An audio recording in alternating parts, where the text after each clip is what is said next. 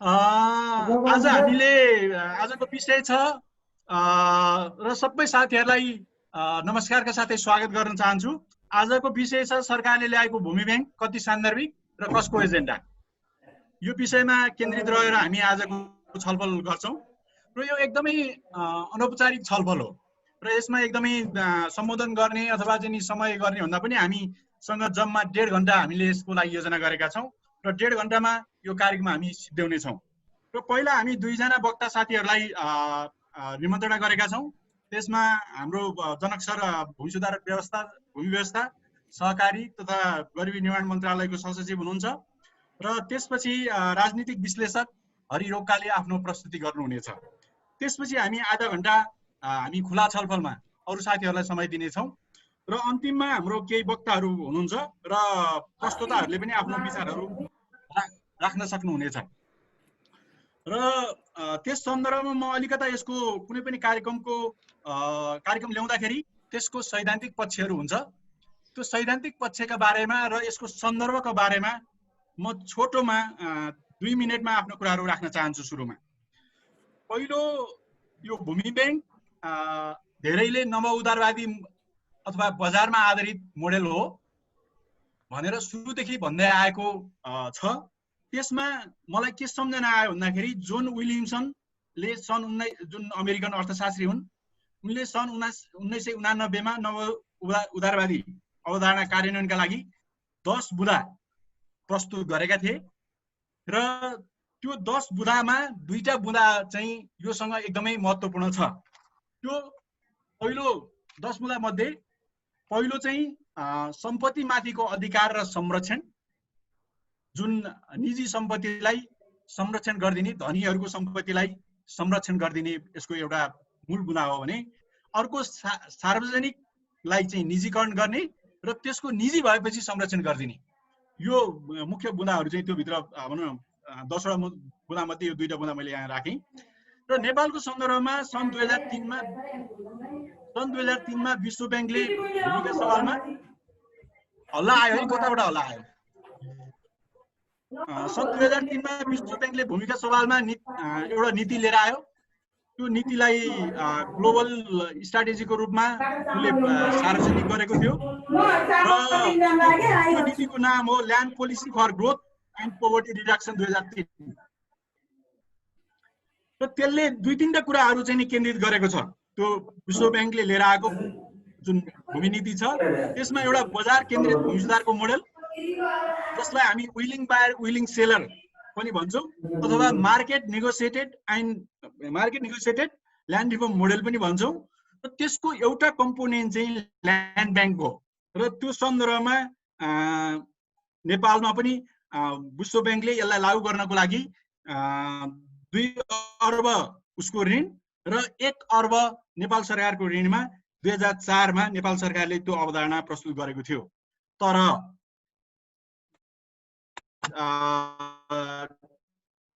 त्यसको ठुलो विरोध किसानसँग सञ्चालित गरियो र अहिले त्यसपछि राजनीतिक पार्टी र सरकारको मुखमा धेरै भाषणहरूमा चाहिँ भूमि बैंक ल्याउने चाहिँ भाषणहरू आउन थाले। त्यसको भूमि सुधारको विकल्पमा भूमि बैंकलाई चाहिँ छलफलमा ल्याउँदै जान थालियो। तर भूमि बैंक फिलिपिन्स, दक्षिण अफ्रिका, ब्राजिल लगायतका देशहरूमा फेल भएको मोडेल हो र लगायतका अरू देशहरूमा पनि केही देशहरूमा लागू भएको छ। यो फेल भएको मोडेल हो। अब फेरि नेपाल सरकारले अहिले वामपन्थीहरूको सरकार भएको बेलामा भूमि बैंक लागू गर्ने भनेर बजेट र त्यसको अवधारणा प्रस्तुत। त्यो अवधारणामा अहिले सरकारले प्रस्तुत गरेको अवधारणा 3वटा उद्देश्यहरू थिए। त्यो उद्देश्य वैज्ञानिक लागि प्रोत्साहन गर्दै जमिनबाट खेती गर्न चाहनेलाई, दोस्रो जमिन मालिकलाई जमिन संरक्षणको प्रत्याभूति गर्ने, तेस्रो जमिन लिनलाई आवश्यक शर्त, सेवा, सुविधा सहित जमिनको सदुपयोगका लागि सहजीकरण र समन्वय गर्ने, करार खेतीको रूपमा जाने भन्ने हिसाबले र 2077-78 को बजेटमा 300 स्थानीय सरकारहरू मार्फत यसलाई कार्यान्वयनमा जाने भन्ने खालको कुराहरू प्रस्तुत गरिएको छ। अचम्म चाहिँ के छ त भन्दाखेरि त्यो जुन अब उदारवादी मुद्दाहरू छन् र अब यसलाई हामीसित वामपन्थीको सरकार भएको बेलामा भूमि सुधार गर्नुपर्ने ठाउँमा किन भूमि बैंक आयो भन्ने अर्को प्रश्न छ। त्यसो भएको हुनाले हामीले यो छलफललाई नियमित रूपमा गर्दै गएका छौँ। र अब म मेरो कुरा यहीँ राख्दै अब म भूमि सुधार मन्त्रालयका सहसचिव जनराग जोशी सरलाई आफ्नो तर्फबाट मन्त्रालयको धारणा राखिदिनको लागि हार्दिक अनुरोध गर्छु र उहाँको लागि समय 7 मिनेट। जनराज सर।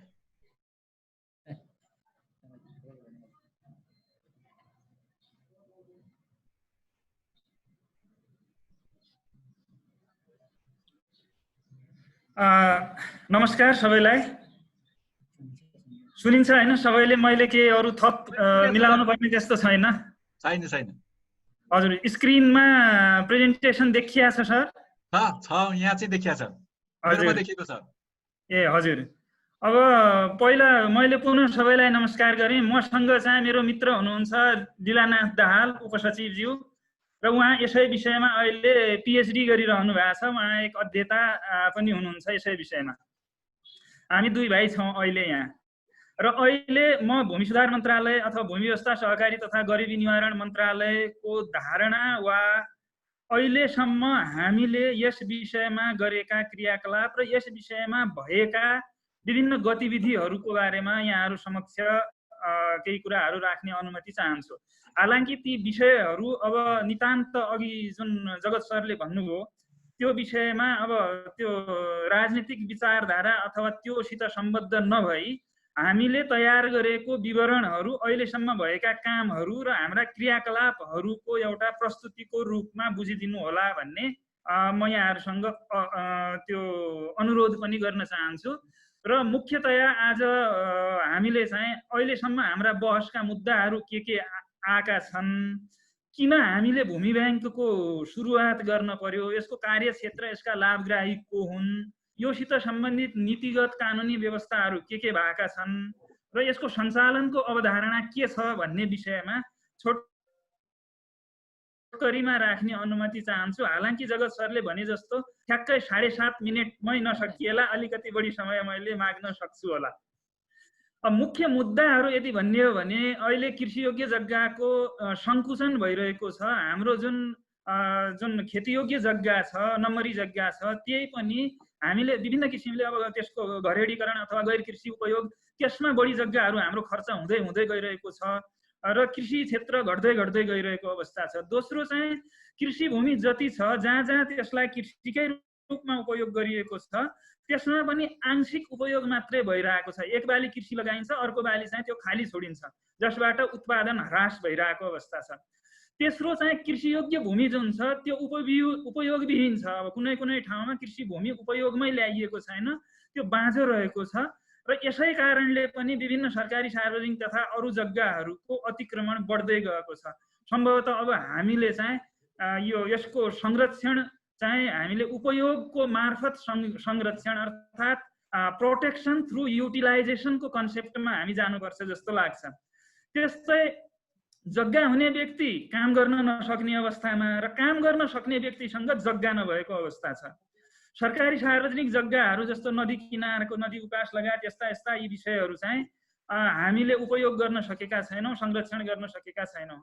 खाद्य सामग्रीको माग चाहिँ एकदम बढ्दो छ, उत्पादन एकदम घट्दो क्रममा छ, खाद्य सङ्कटको सम्भावना देखिन्छ र यो पोस्ट कोभिड-19 सिचुएसन अब अहिले आएर अहिलेको परिस्थितिले त्यसलाई पनि उजागर गरेको छ र विदेशबाट फर्किने व्यक्तिहरू एकदम बेरोजगार रहने सम्भावना पनि देखिएको छ। यी मुद्दाहरूलाई एक किसिमले सम्बोधन गर्नका लागि भूमि ब्याङ्कको अवधारणा अगाडि ल्यायो भने त्यसले यसलाई सम्बोधन गर्न सक्छ भन्ने हाम्रो चाहिँ सोचाइ छ, जसमा भूमिको सूचित गर्न पर्यो र यसलाई चाहिँ स्थानीय तहमा रहने एउटा अधिकार सम्पन्न इकाइ हामीले गठन गरेर त्यो मार्फत भूमि नहुने व्यक्तिहरूले त्यहाँ भूमि व्यक्ति र काम गर्न नसक्ने नचाहने व्यक्तिले चाहिँ त्यो आफ्नो जग्गा निक्षेपको रूपमा ब्याङ्कलाई सबमिट गर्ने।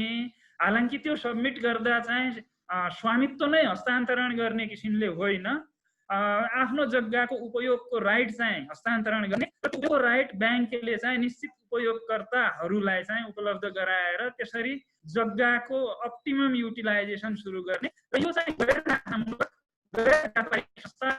एउटा ठुलो कर्पोरेट ब्याङ्कको शैलीमा नभइकन स्थानीय तहमा सञ्चालन हुने एक किसिमको इकाइको रूपमा हामीले यसलाई बुझेका छौँ। मुख्य उद्देश्य छोटकरीमा अघि जगत सरले पनि भन्नुभएको छ, त्यसैलाई मैले सिम्प्लिफाई गरेको छु। यो उपयोगविहीन र बाँझो जमिनको हामीले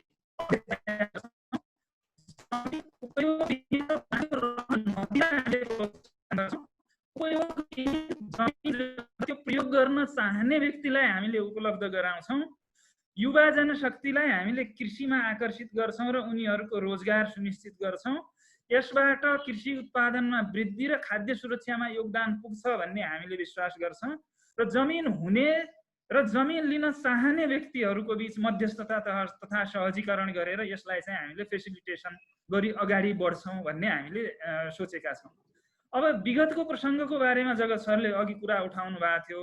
यो भूमि ब्याङ्कको प्रसङ्ग विगतमा दुई सन्दर्भमा आएको हामीले मोटामोटी रूपमा भन्न सक्छौँ। एउटा चाहिँ यो उच्चस्तरीय आयोगहरूको प्रतिवेदनमा यो भूमि ब्याङ्कको कुरो आएको छ र यो खास गरेर हदबन्दी कार्यान्वयनको सन्दर्भमा जसको हदबन्दी भन्दा बढी जग्गा छ उसलाई चाहिँ भूमि ब्याङ्क मार्फत मुआवजा दिने र यो चाहिँ जग्गा नहुने भूमिहीन सुकुम्बासीहरूलाई उपलब्ध गराउने र भूमि ब्याङ्क थ्रु उनीहरूलाई पनि फेसिलिटेसन गराउने भन्ने शैलीमा यसको चर्चा भएको हामी पाउँछौँ भने दोस्रो चाहिँ मुक्त कमैया मुक्त हलियाको पुनस्थापना गर्ने सन्दर्भमा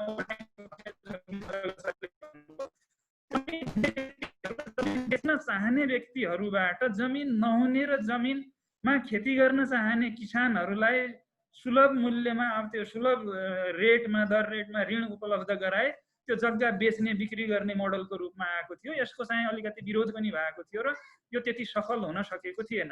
अन्तर्राष्ट्रिय अभ्यास हेर्दा पनि जमिन खरिद गर्नका लागि ऋण उपलब्ध गराउने अथवा त्यो ऋण जमिनमा गतिविधिहरू गर्ने भन्ने छ। तर हालको हाम्रो अवधारणा नितान्त नयाँ र मौलिक अवधारणा हो। यसले खास गरी जग्गाको उपयोग र त्यसबाट उत्पादन वृद्धिमा केन्द्रित रहेको छ। यो गैर नाफामूलक र गैर व्यापारिक संस्था हो। यसले सेवा गर्छ। यसले सेवा गर्दा चाहिँ खास गरेर यसका लक्षित वर्गहरू छन्, म आउँछु त्यसमा पनि, र त्यो वर्गलाई जमिनसम्मको एक्सेस कसरी हामी गर्न सक्छौँ त्यो गर्ने र त्यो क्रममा चाहिँ हामीले एकदम न्यून सेवा शुल्क र थोरै मात्र त्यसमा चाहिँ जमिन नहुने र जमिनमा काम गर्न चाहनेको चाहिँ एउटा एक्सेस कसरी इन्स्योर गर्न सकिन्छ भन्ने कुरामा हामी त्यसमा बढी कन्सियस, त्यसमा बढी फोकस छौँ। र यो स्थानीय सहभागितामा स्थानीय तहमा अलिकति कम हुन्छ जस्तो लाग्यो। के गरौँ? मैले 10 मिनेट भन्दा बढी दिन सक्दिनँ सरलाई समय। हुन्छ सर। अब यसको कार्यक्षेत्र तीनवटै तहमा छ, नीतिगत व्यवस्था, अनि प्रोत्साहन र अनुगमन र सञ्चालन र व्यवस्थापन स्थानीय तहमै हुन सक्छ। लाभग्राही मैले अघि भने भूमि हुने व्यक्ति पनि यसको लाभग्राही हो, भूमि नहुने तर भूमिमा काम गर्न चाहने, उत्पादनशील र कृषि उद्यम गर्न चाहने यो सहकारी लगायत सबै यसका हुन सक्छन्। त यसमा अब यसका मुख्य नीतिगत व्यवस्थामा भूमि नीतिमा पनि यसको व्यवस्था छ। हामीले हेऱ्यौँ भने मैले यहाँ लिस्ट गरेको छु कहाँ छ। 15औं योजनामा पनि हामीले भूमि ब्याङ्क स्थापना गरी सहकारी मार्फत हामीले कार्यक्रम सञ्चालन गर्न सक्छौँ भनेर भनेका छौँ। र भू उपयोग ऐनको दफा 21 मा पनि भूमि ब्याङ्क स्थानीय तहमा सञ्चालन गर्न सकिनेछ र यसको विस्तृत व्यवस्था चाहिँ पछि व्यवस्था गरे जस्तो हुनेछ भनेर भनिएको छ। अब यसलाई अहिलेको नीति तथा कार्यक्रमले पनि सम्बोधन गरेको छ। भूमि ब्याङ्क हामीले सञ्चालन गर्छौँ भनेर कृषि उत्पादन बढाउने र भूमि ब्याङ्क अहिलेको बजेट वक्तव्यमा पनि आएको छ। र बजेट वक्तव्यले थोरै कन्फ्युजन के क्रिएट गरेको छ भने यो सङ्घ प्रदेश र स्थानीय तहको सह लगानीमा सञ्चालन हुन्छ एउटा भनिया छ भने भूमि ब्याङ्कमा सेयर लगानी गर्न 50 करोडको व्यवस्था गरेको भन्ने व्यवस्था छ, जसले यो सेयर लगानी भन्ने शब्दले यो चाहिँ एउटा कर्पोरेट शैलीमा अलि कम्पनी शैलीमा अगाडि बढ्छ कि भन्ने किसिमको आभास यसले गरेको छ। अब हामीले चाहिँ एउटा स्टडी गरेका थियौँ जसमा चाहिँ भूमि ब्याङ्कको सम्बन्धी प्रारम्भिक अवधारणा तयार गरेका छौँ। यसमा विभिन्न अधिकारकर्मी अथवा यो विज्ञ साथीहरूले हामीलाई सुझाव दिनुभएको थियो, हामीसँग सहकार गर्नुभएको थियो। केशव दाहाल, मुहाराम खनाल, जगत बस्नेत, हाम्रो यो सबैले यसमा केही न केही राय सुझाव दिनुभएको छ। यो अन्तर्गत मैले यसलाई छोटकरीमा अब 2 मिनेटमा सक्न पर्ने भएको हुनाले स्किप पनि गर्दै मुख्य मुख्य कुरा पनि भन्दै अगाडि बढ्छु। पहिलो त प्रयोगमा आउन नसकेको भूमि अथवा आफूले प्रयोग गर्न नसकेको भूमि चाहिँ त्यो जग्गा धनीले भूमि बैंकमा सबमिट गर्छ। अब यसरी सबमिट भइसकेपछि यस्तै थुप्रै व्यक्तिहरूले स्थानीय तहलाई त्यसरी सबमिट गरिसकेपछि स्थानीय तहले एउटा सूची प्रकाशित गर्छ जसमा स्थानीय तहसँग आफूसँग उपलब्ध भूमिको एउटा सूची बनाएर त्यसले सार्वजनिक गर्छ। त्यो गरिसकेपछि इच्छुक व्यक्ति जुन हुन्छ त्यो इच्छुक व्यक्तिले आफूले चाहेको र आफूलाई आवश्यक पर्ने भूमि मलाई यो भूमि आवश्यक पर्छ भनेर स्थानीय तहमा त्यसले निवेदन दिन्छ। त्यस्तो निवेदन दिइसकेपछि बैंकले चाहिँ त्यसको शुल्क कति हो, समयावधि कतिसम्म हो, राइट्स, रेस्ट्रिक्सन र रेस्पोन्सिबिलिटी के हुन सक्छन् यो भनी निवेदकलाई त्यो जग्गा एलोकेट गर्छ र एलोकेट गर्दा चाहिँ भूमिहीन दलित सुकुम्बासी राज्य सुविधा परिचय पत्र यो गरिब परिचय पत्र प्राप्त अथवा साना किसान राज्यले तोकेको प्राथमिकता सूचीको आधारमा उपलब्ध गराइन्छ। त्यो सूचीभित्र निवेदन परेन भने प्रतिस्पर्धाका आधारमा उपलब्ध गराइन्छ भनिएको छ। अनि यसरी दिइसकेपछि त्यो भूमि बैंकले मालपोतमा रोक्काका लागि पठाउँछ, मालपोतले रोक्का गर्छ। अनि मालपोतले चाहिँ यदि बीचमै कुनै त्यो व्यक्ति लिने र दिने व्यक्ति चाहेले किन्न बेच्न चाह्यो भने त्यो गर्न सकिन्छ। तर त्यो यदि इच्छा विपरीत किन्न बेच्न खोज्यो जग्गा धनीले भने त्यस्तो अवस्थामा क्षतिपूर्ति दिने व्यवस्था गर्नुपर्ने हुन्छ।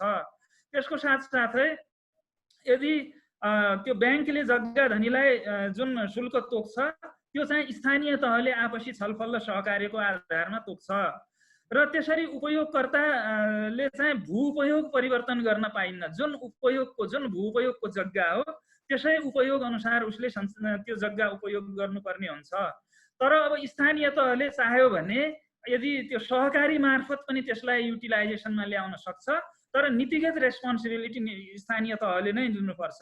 भूमि बैंक सञ्चालनका सन्दर्भमा विवाद देखियो भने स्थानीय न्यायिक समितिले त्यसको निर्णय गर्न सक्ने र त्यहाँबाट भएन भने अदालतमा जाने।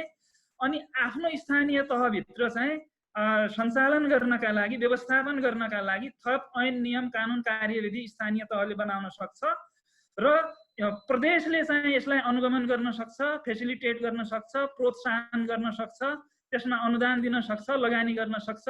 प्रदेशले पनि आफ्नो तहभित्र त्यसरी गर्न सक्छ भने सेन्ट्रलले पनि गर्न सक्छ र प्रोत्साहन गर्ने काम सबैले गरेर यसलाई अगाडि बढाउनु पर्छ भन्ने छ।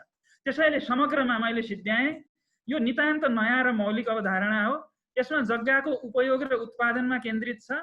यो गैर नाफामूलक, गैर व्यापारिक र सेवामुखी हिसाबले सञ्चालन हुन्छ।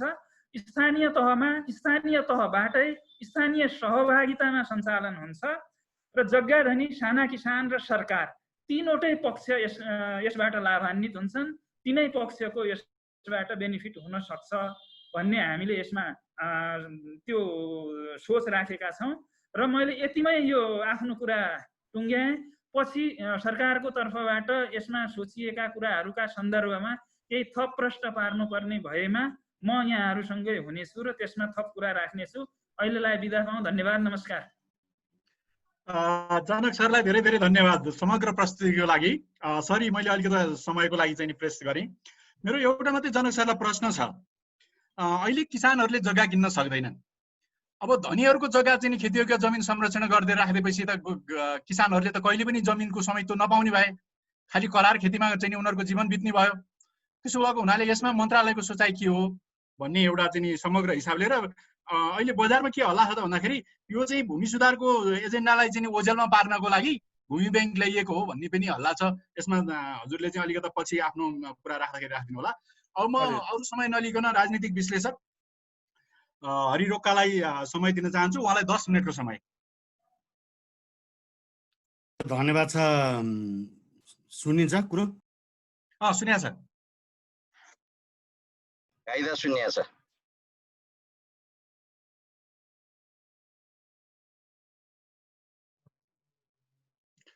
तपाईको म्युट भयो। सुनिया छ भनेपछि चाहिँ म्युट भयो। सुनियो? सुनियो। यहाँहरू सबैलाई नमस्कार छ। मैले तपाईँको चाहिँ सुरु अब कसरी गरौँ भन्ने जस्तो लाग्यो, किनभने जनक सरले चाहिँ नि एकदम धेरै राम्रो उत्कृष्ट प्रस्तुति गर्नुभयो उहाँका तर्फबाट। अब म चाहिँ त्यसैबाट सुरु गर्नु पर्यो भन्ने लाग्यो। एउटा कुरा त के हो भनेदेखि यो भूमि ब्याङ्क भनेको नितान्त नौलो कुरो हुँदै होइन, यो एकदम पुरानो कुरा हो। र त्यसको नाम भूमि ब्याङ्क किन राखियो भने ब्याङ्कको काम के हो? ब्याङ्क तपाईँलाई सित्तैमा केही कुरा दिनको लागि होइन, त्यसले नाफा आर्जन गर्ने हो। हिजो आजको ब्याङ्कहरू भने त झन् धेरै नाफा आर्जन गर्ने हो र त्यसको तपाईँको त्यो जुन उद्देश्य राखेर ब्याङ्क खोलिन्छ त्यो ब्याङ्क खोल्ने भनेको नाफा आर्जन गर्नका लागि नै हो। यसलाई तपाईँको चाहिँ नि भूमि ब्याङ्कको जहाँबाट सन्दर्भ सुरु भयो त्यसका सबैभन्दा पहिले त म सरलाई दुईटा किताबहरूको रेफरेन्स पढ्नका लागि, तपाईँको छेउमा पिएचडी गर्दै गर्नु भएको मान्छेलाई पनि काम लाग्छ। यहाँ दुईटा किताबहरू छन्। एउटा चाहिँ problem properties land banks and land banking भन्ने एउटा किताब छ, त्यो चाहिँ थोमस आर राबिलियन लगायत 3 जनाले लेखा हुन्। अर्को चाहिँ land banks and land banking, यो सेकेन्ड एडिसन हो 2015 मा निकालेको फ्राङ्क्स एस एलेक्जेन्डर भन्नेले, हैन? यो अमेरिकाका दुईटै मान्छेले लेखेका किताबहरू हुन्। त्यसको रेफरेन्स हेर्दाखेरि त्यसका दुईटा मुख्य महत्त्वपूर्ण पोइन्टहरू छन्। एउटा कुरा के छ भन्दाखेरि बजार मूल्यमा जमिन सस्तोमा खरिद गरेर निश्चित समयभित्र बढी मूल्यमा बेच्न सकियोस् भन्ने नै हो पहिलो। दोस्रो, स्थानीय तहमा एउटा जमिन क्रय विक्रयका लागि राम्रो ट्रेन्ड विस्तार गर्न सकियोस्। भूमि ब्याङ्कका सबभन्दा मुख्य दुईटा उद्देश्यहरू यिनै हुन्। यी दुईटा किताबको निष्कर्ष यही हो, हेर्नुहोस्। र यो सबभन्दा धेरै कुरा अब एउटा नयाँ हिसाब किताबले कुराकानी गर्यो भने अहिले ल्यान्ड ब्याङ्किङको जुन कन्सेप्टहरू संसारभर प्रयोगमा आछन् त्यो प्रयोगमा आएका ल्यान्ड ब्याङ्किङहरूको मुख्य काम भनेको भूमि सुधारलाई डिस्टोर्सन गर्ने नै हो। कसरी त्यसलाई भङ्ग गर्न सकिन्छ, कसरी आम मान्छेको पहुँचमा तपाईँको जमिन नपुगोस् भन्ने खालको कुरा गर्न सकिन्छ, कसरी तपाईँको चाहिँ नि ल्यान्ड ग्राबर्सहरूको भन्नाले भूमि अतिक्रमण गर्नेहरूको हातमा जमिन पुर्याउन सकिन्छ भन्ने नै हो। र अहिले नेपालको सन्दर्भमा सहरहरूमा खास गरेर तपाईँको चाहिँ नि जग्गा दलाल भनेर हामीले जुन कुराकानी गरेका थियौँ, यो ब्याङ्क मार्फत राज्यले गर्ने जग्गा दलाली हो र त्यो कर्पोरेटहरूको हातमा पुर्याइदिने हो। यो चाहिँ नि ल्यान्ड ब्याङ्किङको सबभन्दा मैले चार्ज लगाएन, सबै लिटरेचरहरूले यही भन्छन्। अब एउटा कुरामा जाउँ। अब सबभन्दा पहिलो कुरा त मैले यहाँ चाहिँ नि 3टा कुराहरूलाई खास गरेर यो तपाईँको चाहिँ नि हामी कहाँ नीति कार्यक्रमको 119 नम्बर बुँदामा, बजेटको 105 नम्बर बुँदामा र भूउपयोग नीति जुन कानुन तपाईँहरूले ल्याउनु भएको छ वा यो बनेर आएको छ त्यो धारा 21 को 1 र 21 को 2 मा बन्दोबस्त गरेको छ। यसको अरू त्योभन्दा बढी प्रावधानहरू छैनन्। तर मुख्य कुरा चाहिँ जोशीजीहरूले वा मन्त्रालयले मात्रै होइन, अहिलेको सरकारले बुझ्नुपर्ने कुरा के हो भने पहिलो चाहिँ हाम्रोमा यो जमिनको समस्या स्ट्रक्चरल हो कि होइन भन्ने कुरा बुझ्नु पर्यो, यो संरचनागत हो कि होइन भन्ने कुरा बुझ्नु पर्यो। हामीसँग ल्यान्ड प्याटर्न कस्तो छ, कस्तो वितरण भएको छ आम मान्छेको बिचमा, आम किसानहरूको बिचमा भन्ने कुरालाई बुझ्नु जरुरी छ। दोस्रो के हो भन्दाखेरि हामीले तपाईँको चाहिँ नि किसानहरूको सेवा गर्ने कि किसान भन्नाले पिजेन्ट्रीको कुरामा, अर्को फार्मर्सहरूको बारेमा कुराकानी गर्ने भन्ने हो।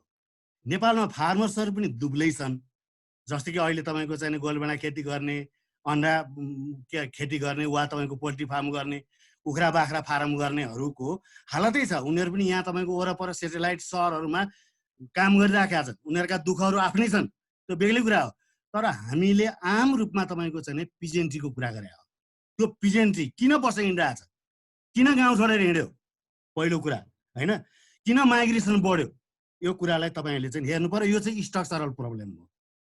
तपाईँले जग्गा लिनुभयो, जग्गा मान्छेले दिए, जग्गा मान्छे खेती गर्न सक्ने स्थिति बनेन। जस्तो अहिलेको कृषि मन्त्रालयले हामीले हेर्दा के देखिन्छ भन्दाखेरि 8 देखि 10% भन्दा हाउस होल्ड कहाँ कृषि मन्त्रालय पुगेको छैन।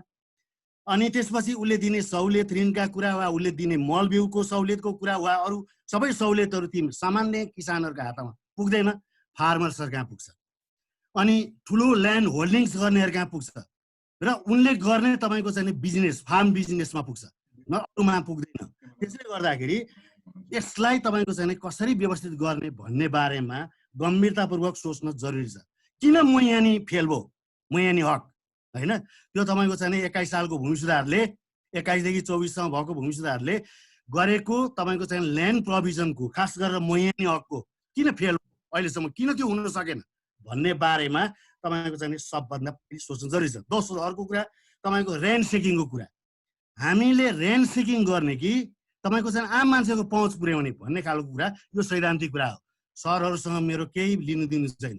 खास गरेर तपाईँको चाहिँ नि यो कृषि मन्त्रालय, भूमि सुधार मन्त्रालय र समग्र सरकारको विषयका कुराहरू हुन्। उसले तपाईँको पिजेन्ट्रीलाई कसरी हेर्ने, फार्मिङलाई कसरी हेर्ने र फार्म म्यानेजमेन्ट कसरी गर्ने भन्ने कुरा हेर्ने हो। अब अर्को एउटा कुरा के भन्दाखेरि सबैभन्दा धेरै कुरा त अभूतपूर्व रूपबाट तपाईँको चाहिँ अबको यतिखेर अभूतपूर्व यस मानेमा कि तपाईँको चाहिँ 200 वर्षको इतिहास। अब 5 मिनेटको समय छ। ठिक छ। सबभन्दा ठुलो वर्कफोर्स चाहिँ यतिखेर जम्मा हुँदैछ नेपालमा। त्यो जम्मा हुने वर्कफोर्सलाई तपाईँले ललिपप देखाउनुहुन्छ, मतलब यो चाहिँ ब्याङ्किङको कसले जग्गा जम्मा गर्छ अहिले? को मान्छेले जग्गा चाहिँ तपाईँको जम्मा गर्न सक्ने वा गर्ने खालको स्थिति बन्छ? किनभने ल्यान्डले तपाईँको चाहिँ जानेर अहिले किन अकुपाई भइरहेछ यसका तपाईँको चाहिँ आफ्नै खालका एउटा व्याख्याहरू छन् र त्यस बारेमा कुराकानीहरू गर्नुपर्ने हुन्छ। मैले उहाँले यहाँ मतलब जनकजीले अहिले गरेको प्रस्तुतिको मात्रै होइन, तपाईँको चाहिँ नि 26 जेठमा मतलब मन्त्री अर्यालले तपाईँको चाहिँ पार्लियामेन्टमा दिनुभएको जवाफको रेकर्ड पनि मैले राखेको छु होइन। त्यो हेर्दाखेरि उहाँले के भन्नुभयो भन्ने खालको कुरा, जमिन भूमि ब्याङ्क किन, जमिन कहाँबाट प्राप्त हुन्छ, जमिन उपलब्ध कसरी गराइन्छ भन्ने कुराको बारेमा उहाँले सर्ट ब्रिफिङ गर्नुभएको छ। त्यो ब्रिफिङले तपाईँको जमिन सामान्यतया जोत्नेको अधिकारको हातमा पुग्दैन। त्यस कारणले गर्दाखेरि यो फेलियर कन्सेप्टलाई तपाईँहरूले किन अगाडि बढाउनु भयो वा यो सरकारले किन अगाडि बढायो भन्ने खालको कुरा चाहिँ ल्यान्डलाई कमोडिटीमा प्रस्तुत गर्नुको लागि भनेको ल्यान्डलाई तपाईँको चाहिँ मतलब ल्यान्ड लेबर क्यापिटल वा तपाईँको यो जुन छ संसारमा हामीले तपाईँको चाहिँ मिन्स अफ प्रोडक्सन भनेर जसलाई भन्छौँ त्यो मिन्स अफ प्रोडक्सनलाई कमोडिफाई गर्ने खालको अभियानको रूपबाट अहिलेका अर्थमन्त्रीले यसलाई लिएर आए, त्यसलाई प्रधानमन्त्रीले स्वीकृति दिनुभयो। यो गलत कुरा हो र यो चाहिँ तपाईँको चाहिँ आम मानिसहरूको विपक्षीका कुराहरू हुन्। मैले अब अर्को एउटा सानो कुरा गरौँ।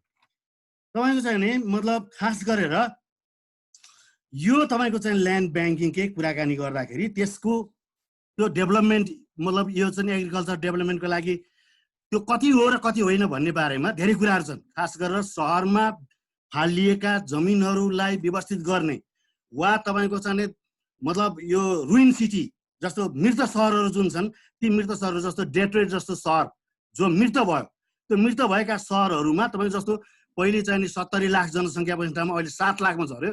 त्यसका जुन रुइन भएका घरहरू त्यसको प्रपर्टीलाई कसरी व्यवस्थित गर्ने भन्ने कुराका लागि यो ल्यान्ड ब्याङ्किङ व्यवस्थापन गरिए पनि हो सहरमा, सहरको हकमा। र अन्त तपाईँको चाहिँ एकदमै साना साना किसानहरूको हातबाट ठुला मतलब किसानहरूको हातमा वा ठुला फार्मरहरूको हातमा फार्मिङमा कर्पोरेट फार्मिङहरूलाई कसरी जग्गा उपलब्ध गराउने भन्ने खालको कुराका लागि पनि गए हुन्। तैपनि यदि तपाईँको चाहिँ त्यस्तै गर्ने हो भने पनि सरकारले 8वटा कुराहरूलाई चाहिँ अगाडि बढाउनु पर्ने हुन्छ। पहिलो कुरा vision and mission of enterprises जुन तपाईँहरूले स्थापना गर्न लाग्नु भएको छ त्यो होइन, त्यसको के हुने भन्ने होइन, त्यो त तपाईँले एउटा कम्पनी खडा गर्ने हो। त्यो कम्पनीको भिजन र मिसन के हुनुपर्छ भन्ने कुरा, त्यसको त्यो चाहिँ इन्टरप्राइजेसको मेम्बरसिप कसरी लिनु पाउँछन्, किसानहरू कसरी संलग्न हुन्छन्। दोस्रो अब्जेक्टिभ के हुन्छ, त्यसको 3 मिनेट मात्रै समय बाँकी छ है, कसरी हुन्छ। चौथो रिसर्चलाई मैले 3 मिनेट मात्रै दिन सक्छु। सक्यो। अब फाइनेन्सियल प्रोजेक्सन कसरी गर्न सकिन्छ भन्ने कुराहरूको, पोसिबल फाइनेन्सियल सोर्सेसहरू के हुन सक्छन् भन्ने कुराहरूको र how the enterprises intense redeem in financing अर्को र ओनरसिपको कुरा। त्यस कारणले यो एउटा ओनरसिपै नभइकन ओनरसिप नहुने खालको स्थिति हुँदाखेरि तपाईँको कोही मान्छेहरू पनि त्यसमा सहभागी भएर आउन सक्ने स्थिति रहँदैन। त्यस कारणले यो कन्सेप्टलाई फिर्ता लिनु जरुरी छ। लिनु भएन भने आन्दोलनद्वारा यो चाहिँ घुँडा टेकाउने खालको स्थिति बन्नेछ। तपाईँहरूलाई धन्यवाद। ल जस सर सकियो मेरो कुरो। हस् हरि सरलाई धेरै धन्यवाद। यहाँ अब दुईजना साथीहरूले म अब खुला छलफलमा जान्छु। दुईजना साथीहरूले चाहिँ म बोल्छु भन्नुभएको छ, तर बोल्ने साथीहरूलाई 2 मिनेट भन्दा दिन सकिने छैन, किनभने हामीसित धेरै साथीहरूले बोल्नलाई यहाँ चाहिँ नि नाम राख्नु भएको छ। अहिलेसम्म धेरै साथीहरूको यहाँ आइसकेको छ। म सुरुमा नरेन्द्र खड्कालाई 2 मिनटको लागि अनुरोध गर्छु।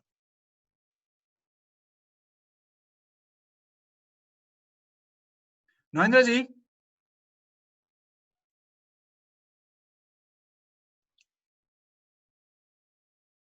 नरेन्द्रजी उहाँ हुनुहुन्न भने म यमुनाजीलाई अनुरोध गर्छु।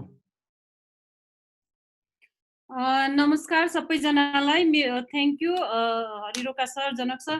मेरो 3-4वटा पोइन्टहरू टकटक मात्रै राख्न चाहन्छु है, मेरो आफ्नो पनि यो प्रस्तुति अनुभवको आधारमा। एउटा चाहिँ मैले प्रष्टता चाहेको चाहिँ हाम्रो संवैधानिक प्रावधान अनुसारको जुन भूमि सुधारको कुरा गरिएको छ र अहिले आएर हामी चाहिँ भूमि ब्याङ्कमा आइपुग्दाखेरि चाहिँ हामीले संवैधानिक प्रावधानकै नै उल्लङ्घन गरे हो कि यो कसरी बुझ्ने हो भन्ने एउटा मेरो प्रश्न छ।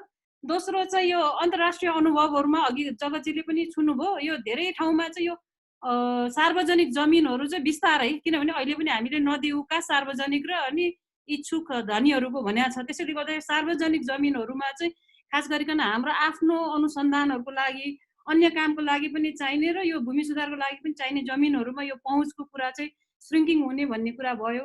र अर्को अघि जनक सरले अलिकति छुनुभयो, मेरो यो चाहिँ एकदमै ठुलो मेरो कन्सर्न चाहिँ के हो भने सङ्घ प्रदेश र स्थानीय सरकारले चाहिँ सेयर लगानी गरेर 50 करोडको सेयर लगानी गरेर भूमि ब्याङ्क बनाउने भने हामी पिपुलले नै ट्याक्स तिर्ने अनि सरकारले नै फेरि ब्याङ्क बनाउने अनि फेरि पिपुलले नै लिनुपर्ने, यो कस्तो खालको अरेन्जमेन्ट हो भन्ने मेरो एउटा। र अर्को चाहिँ यो छलफलमा नआएको चाहिँ के हो भने अहिले पनि यो अदालतमा हामीले धेरै छलफल गर्दाखेरि चाहिँ के आउँछ भने अहिले पनि अदालतमा 70% मुद्दा चाहिँ हाम्रो भूमि सम्बन्धी छ, यो जमिन सम्बन्धी छ, सन्धियार सम्बन्धी छ भने यो मुद्दालाई हामीले कसरी चाहिँ कम आकलन गरे हो, यो कसरी चाहिँ म्यानेज हुन्छ भन्ने हो।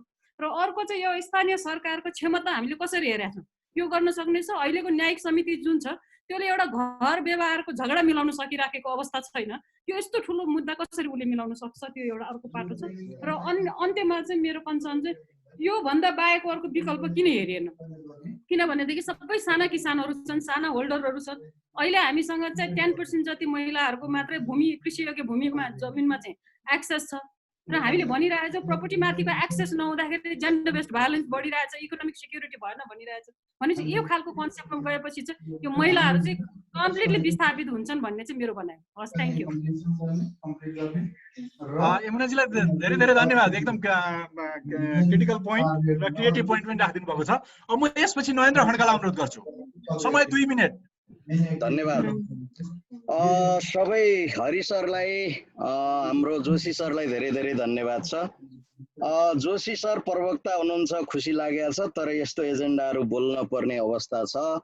कृपया प्रस्तुत हुँदाखेरि मन्त्रालयको निर्णय अनुसार भन्ने शब्दहरू प्रयोग गर्नुहोला, किनभने किसान आन्दोलनका एजेन्डा बोक्ने हामी सबैले सबैभन्दा घृणा गर्ने चिजहरू मध्येको एउटा चिज भूमि बैङ्क हो। हामी तपाईँको प्रगति चाहन्छौँ, यस अर्थमा मैले यो कुरा राख्न चाहेँ। अब के हो त भूमि बैङ्क भन्दा, एउटा किसान आन्दोलनको अभियन्ताको रूपमा भूमि सुधार विरोधी एजेन्डा हो, किसान विरोधी एजेन्डा हो, जनविरोधी एजेन्डा हो, समाजवाद विरोधी एजेन्डा हो, नवउदारवादी एजेन्डा हो, साम्राज्यवादका एजेन्टहरूले बोक्ने एजेन्डा हो, समाजवादका विरुद्ध गरिने षड्यन्त्र। यहाँभन्दा घटिया शब्दहरू मसँग छैनन्, छन् भने म तिनी पनि प्रयोग गर्छु, तर यो फोरम नहोला। मैले योभन्दा ज्यादा कडा बोल्न आवश्यक छैन जस्तो लाग्छ। परिभाषा भूमि बैङ्कको परिभाषा जो विभिन्न आयोगहरूमा भनेको छ त्यो ल्यान्ड ब्याङ्क होइन, ल्यान्ड डाटा ब्याङ्क हो। हामीले डिजिटलाइजेसनदेखि सारा कुराहरूको जे जस्तो कुराहरू गरेका छौँ, हाम्रा भूमि सुधार आयोगका प्रतिवेदनहरूमा आएको भूमि बैङ्क भनेको भूमि तथ्याङ्क बैङ्क हो, भूमि बैङ्क होइन। त्यो जुन ढङ्गले व्याख्या गर्न खोजिँदैछ त्यो गलत छ। अनि यसको मूल परिभाषा अन्तर्राष्ट्रिय पनि राष्ट्रिय पनि जति ढाँट्न खोजे पनि यसको परिभाषा भनेको भूमि सुधार रोक्नका लागि, भूमिलाई निजी सम्पत्तिको रूपमा स्थापित गर्नका लागि, भूमि किसानहरूलाई निर्व्याजे वा सस्तो चाहिँ मूल्यमा चाहिँ किन्ने बनाउने वा चाहिँ भाडामा लिने बनाउने हो। अन्त किन्ने छ, यहाँ भाडामा ल्याउने बनाउने हो, यसको कुनै अर्थ छैन। सारा परिभाषा एउटै हो। अब यो गाईले कोका कोला दिन्छ भने जस्तै हो क्या, र कोका कोलाले शरीरलाई धेरै फाइदा गर्छ भने जस्तै हो। यसको दुईटा अर्थ छ, एउटा कोका कोला प्रतिको मोह, दोस्रो दुध शब्द प्रतिको घृणा। यसरी बुझ्नुपर्छ यसलाई चाहिँ। यसको उद्देश्य के भन्दाखेरि हामीले भूमि सुधार किन चाहियो भनेर नरेन्द्रजी आफ्नो कुरा सिध्याउनु होला। होइन, म एकदम समय केही सिध्यो। थोरै राख्छु है यसमा। यो होइन, 1 हामीले मिनेट भन्दा म दिन सक्दिनँ। जे जस्ता तर्कहरू गरेर हामीले चाहिँ भूमि सुधार गर्नुपर्छ भनिरहेका छौँ, ती सबै तर्कहरूको खण्डन भूमि बैंक मार्फत गर्न खोजिँदैछ। त्यसैले यो भूमि सुधारलाई रोक्ने कुरा हो। लगानी अब अन्तर्राष्ट्रिय अनुभवको हिसाबले म फिलिपिन्सको ल्यान्ड ब्याङ्क नै गएर आएँ, त्यसले केही काम गर्न नसकेर अहिले त्यो कमर्सियल नरेन्द्रजी अरू साथीहरू धेरै साथीहरू हुनुहुन्छ, अहिलेलाई सिध्याउनु होला। ल त्यसो भए मैले के भन्ने त अब यस्तो खालको बैठकमा आइन्दा अन्तिम नबोलाउनु होला। इम्पोर्टेन्ट पोइन्ट छ भने भन्नुहोस्। अन्तिम इम्पोर्टेन्ट पोइन्ट होइन, म यो विषय गम्भीर विषय छ, यो 1 मिनेटमा सक्ने विषय होइन। मैले यही अन्त गरेँ। यस्तो बैठकमा मलाई नबोलाउनु होला प्लिज। मलाई एकदमै आइम सरी। म अब यसपछि केशव दाहाललाई चाहिँ अनुरोध गर्छु।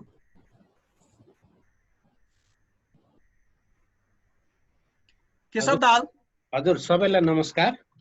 जनक सर अनि हाम्रो हरि सरले राम्रो 2 मिनेट मात्रै समय। हजुर, राम्रो प्रस्तुति गरिसक्नु भयो।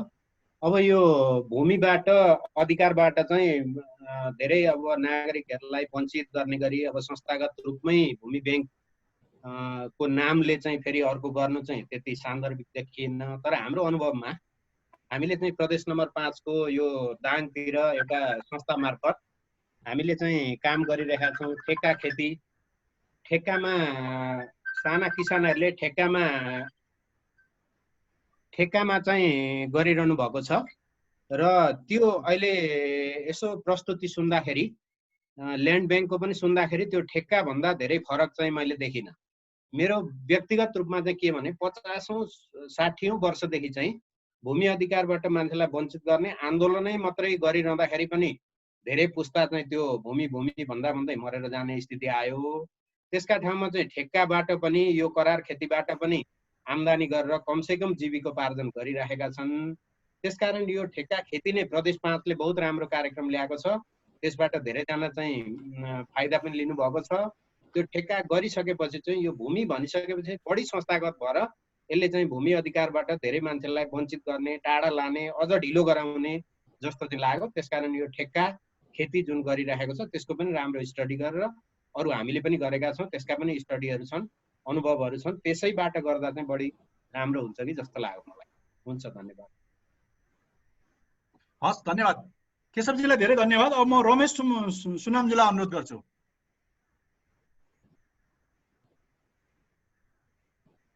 रमेश सुनाम उहाँ हुनुहुन्न भने म पूर्ण नेपाली। सबै सरहरूलाई नमस्कार। मैले हरिरोका सरले राख्नुभएको एउटा दृष्टिकोण भिजनमा मैले एकदम सहमति राखेँ, मेरो पनि त्यही नै हो। अनि अर्को चाहिँ जनक सरको प्रस्तुतिलाई मैले सुन्दै गर्दाखेरि चाहिँ जनक सरलाई मैले बचाउ गरेँ। किन भन्दाखेरि चाहिँ राजनीतिक दलले लिएको निर्णयलाई एउटा ब्युरोक्रेसीमा बसेर सरले सक्दो कमर्सियल म्यान्डेटलाई छायामा पर्ने हिसाबले सोसल म्यान्डेटलाई अगाडि सार्न खोज्नु भएको चाहिँ छ।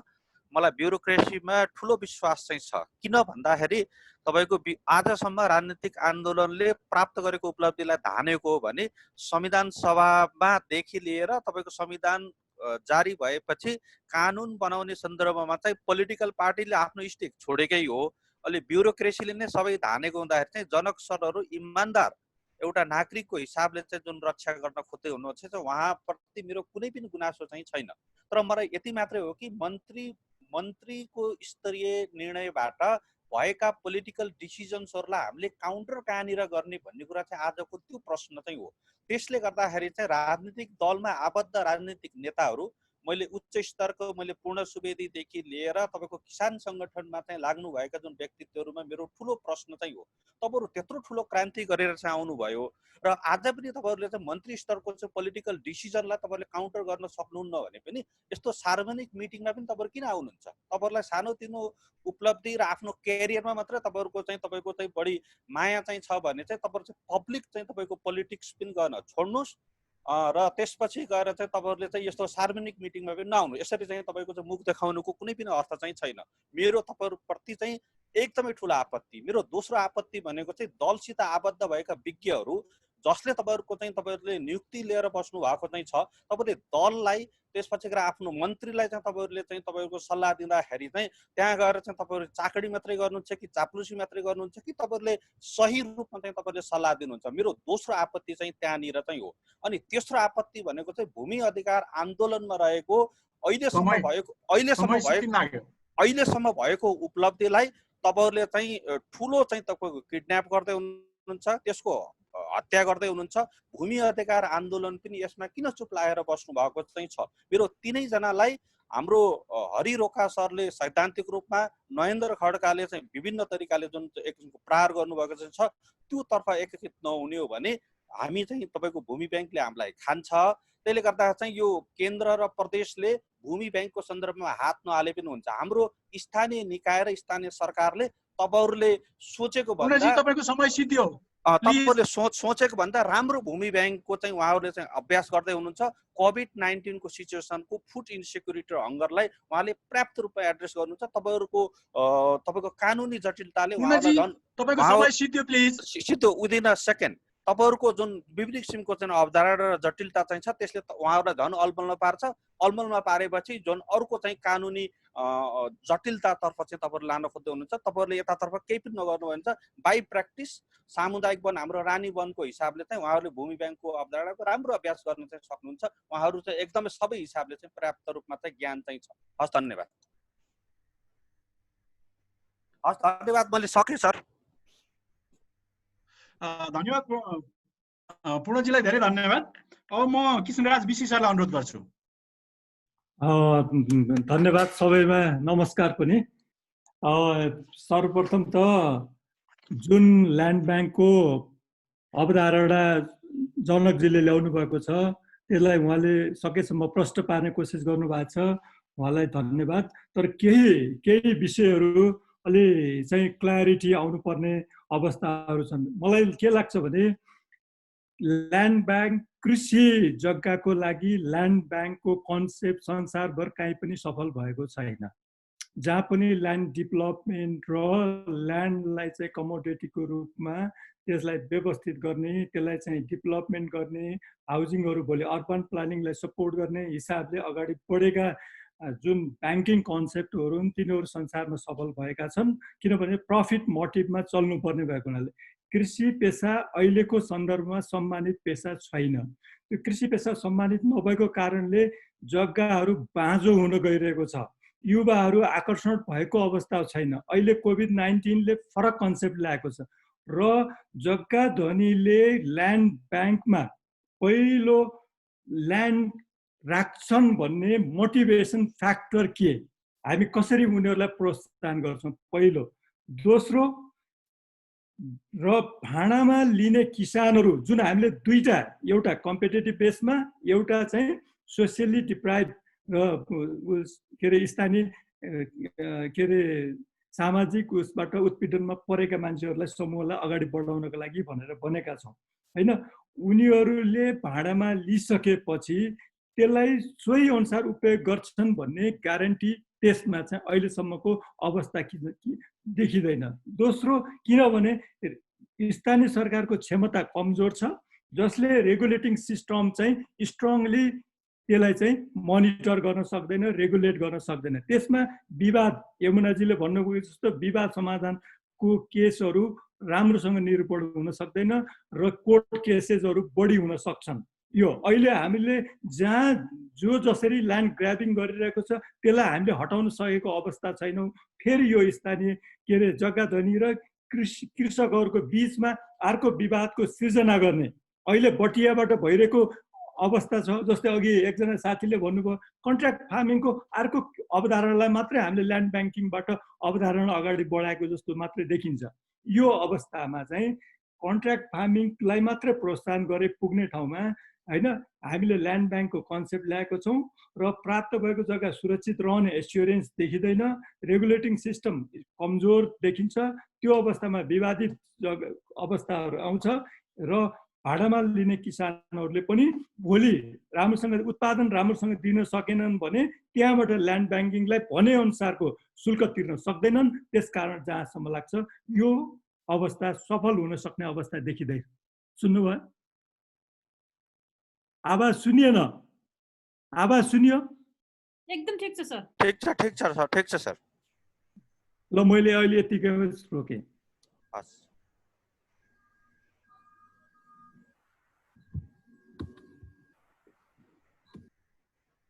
जगत सरको म्युट छ, म्युट। लीलानाथ सरलाई म अनुरोध गर्छु। लीलानाथ दाहाल।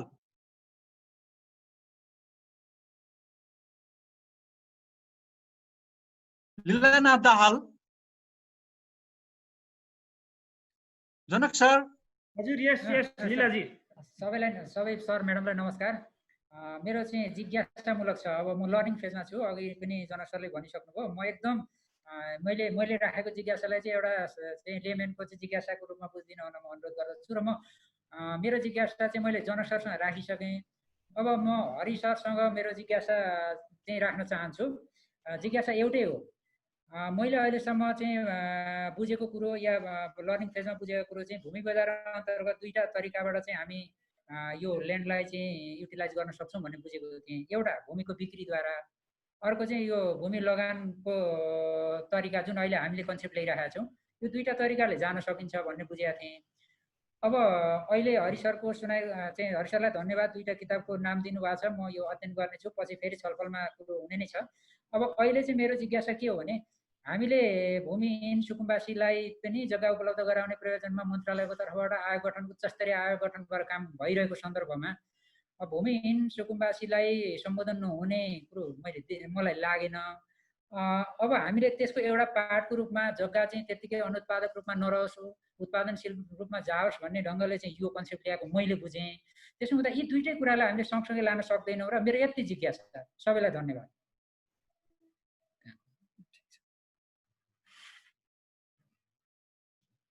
सरी, नवीन श्रेष्ठले बोल्न चाहनुभएको छ। नवीन श्रेष्ठ।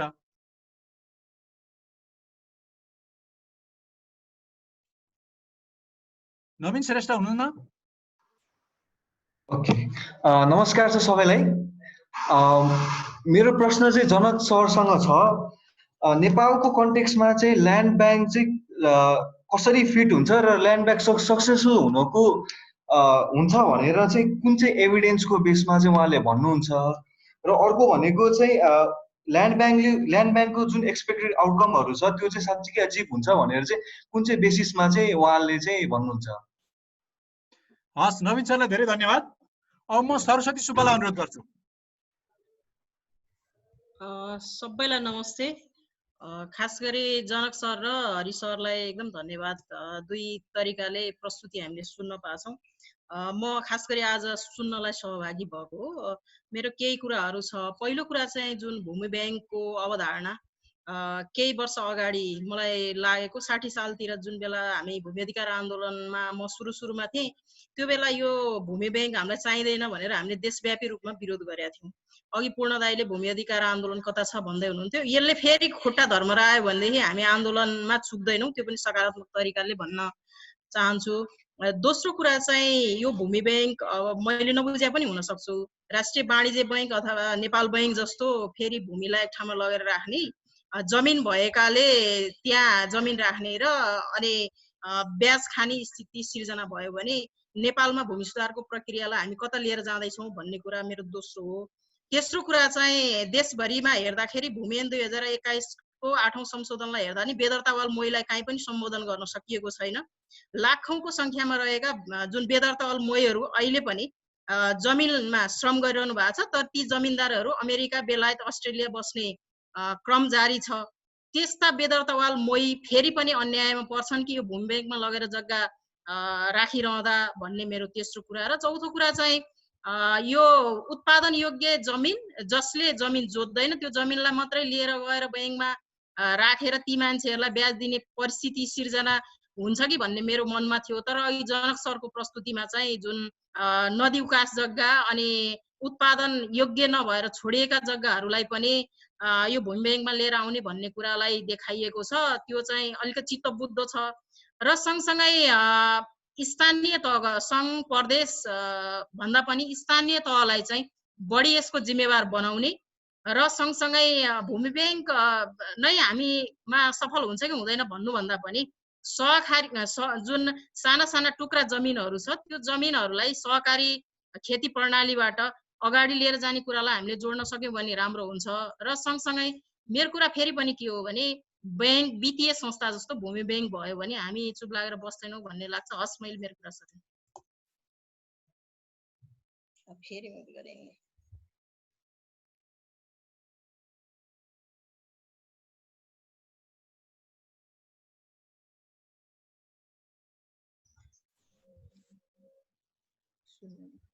जगत सरको म्युट छ। अलि म्युट गरिदिन्छु। रमेश सुनाम। नमस्ते, सुनिन्छ होला? सुनिन्छ। हजुर, मेरो 2-3वटा पोइन्ट छन्। एउटा चाहिँ खास गरेर अघि पनि धेरै कुरा छु हाम्रो। हुन्छ, थ्याङ्क यू। हाम्रो हरि सरले पनि भनिसक्नुभयो। उहाँले एकदमै नयाँ इनोभेटिभ प्रोग्रामहरू भनेर जसरी प्रस्तुत गर्नुभयो त्यस्तो अवस्था नभएको र सरकारी जुन हाम्रो पोलिसी मेकिङ सिनियर सरहरूले यसरी अलिकति हाइप गर्दाखेरि कोही कोही बेला पोलिसी डिस्कोर्स चाहिँ डिरेल भएको पनि देखिन्छ। त्यही भएर यो ल्यान्ड ब्याङ्कको कन्सेप्ट उहाँले जसरी बताउनु भयो यो इनोभेटिभ त्यस्तो हो जस्तो मलाई लागेन उहाँको प्रेजेन्टेसन सुन्दा। एउटा मेरो कमेन्ट। दोस्रो कमेन्ट के हो भने उहाँले जुन प्रब्लम्स आइडेन्टिफाई गर्नुभयो, नेपालमा चाहिँ फुड इम्पोर्ट बढिरहेको, जग्गाहरू बाँझा रहेको, जसले खेती गर्न चाहेको उसको हातमा जग्गा नपरेको भनेर भन्नु पनि बहुत सही विश्लेषण गर्नुभयो। तर उहाँले जसले खेती गर्न चाहेको उसको हातमा जग्गा नपरेको अहिलेको अवस्थामा कि यो ल्यान्ड ब्याङ्कले जसले खेती गर्न चाहन्छ उसको हातमा जग्गा पुग्ने सम्भावना कुनै पनि त्यस्तो आधार देखिन्न। न त नेपालमै कुनै त्यस्तो पाइलटिङ भएर भनिराख्नु भएको छ, अन्तर्राष्ट्रिय मैले देखेको छैन, मैले पढेर बुझे अनुसार। त्यही भएर यो कस्तो खालको देखिन्छ भने यो जग्गा उहाँले प्रस्तुतिमा के पनि भन्नुभयो भने भूमिहीन यो हरूलाई प्रायोरिटी भनेर भन्नुभयो। तर जब ब्याङ्कले रेन्ट तोक्छ यो जग्गा लिन यति जब ब्याङ्कले एसेसमेन्ट गर्छ उसको क्यापासिटी छ कि छैन त्यो जग्गालाई लिन भनेर भनेपछि उनीहरू त प्रायोरिटीमै पर्दैन भनेपछि उनीहरूले त्यो जग्गा कसरी पाउँछन् जब उनीहरूले रेन्ट नै तिर्न नसक्ने अवस्थाको मान्छे। र यसको असर मैले सोझै कहाँ देख्छु भन्दाखेरि यो अहिले काम गरिरहेका जो सेयर क्रपिङ गरिरहेका छन्, यो फिक्स टेनेन्सी जुन यो करारमा खेती गरिराख्ने यी खास गरेर गरिबहरू जो त्यसमा संलग्न छ ती चाहिँ उनीहरू चाहिँ योबाट चाहिँ वञ्चित हुने अवस्था देखिन्छ। एउटा कसरी भन्दाखेरि जग्गा धनीले चाहिँ म ब्याङ्कमा राख्छु भनेपछि उनीहरूले पाउने ग्यारेन्टी पनि भएन। 2 मिनट भइसक्यो र सर। र अन्तिममा 10 सेकेन्डमा के भन्छु भने यसले चाहिँ अहिले भइरहेका किसानहरूलाई पनि खास गरेर गरिब किसानहरू पनि कामदारमा चाहिँ कन्भर्ट हुने सम्भावना देखिन्छ किसान भन्दा पनि। त्यही भएर उहाँले जुन सोच्नु भएको छ त्यो चाहिँ हुने सम्भावना देखिँदैन। उहाँको यसमा के छ धारणा? हस्, धन्यवाद रमेश सुनाम सरलाई धेरै धन्यवाद। अब म यसपछि रेशमा श्रेष्ठलाई अनुरोध गर्छु। सर नमस्ते। हजुर सर सुनिराख्नु भएको छ? हजुर सुनिराख्नु भएको छ? हजुर सबै सरहरूलाई नमस्ते। म चाँडै नै सघाउँछु। मेरो अन्डरस्ट्यान्डिङमा चाहिँ अहिलेसम्म like land bank is linked with agriculture सेक्टरलाई कसरी इन्हान्स गर्नेसम्म मात्रै भएको रहेछ होइन। र यसमा मलाई लागेको कुरा के हो भने ल्यान्ड ब्याङ्कसँग एरिया हेर्न सक्नुपर्छ कि पर्दैन, कति एरिया कुन एरियासम्मलाई लिने र ल्यान्ड ब्याङ्कको लिङ्केज चाहिँ ल्यान्ड एडमिनिस्ट्रेसनसँग हुन सक्छ कि सक्दैन। किनभने एग्रिकल्चर प्रोडक्ट्सलाई यदि बढाउने टार्गेट राख्ने हो भने चाहिँ कति एरिया चाहिँ लिने भन्ने कुरा पनि सायद हुनसक्छ होला। र अर्को चाहिँ ल्यान्ड एडमिनिस्ट्रेसनको पनि अर्को लिङ्केज चाहिँ हुनुपर्छ जस्तो लाग्छ सर। र यसलाई इन्क्लुड गरिएको छ कि छैन भन्ने मेरो क्वेसन।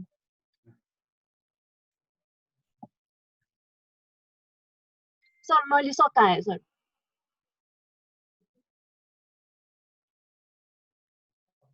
हस्, रेशमाजीलाई धेरै धन्यवाद।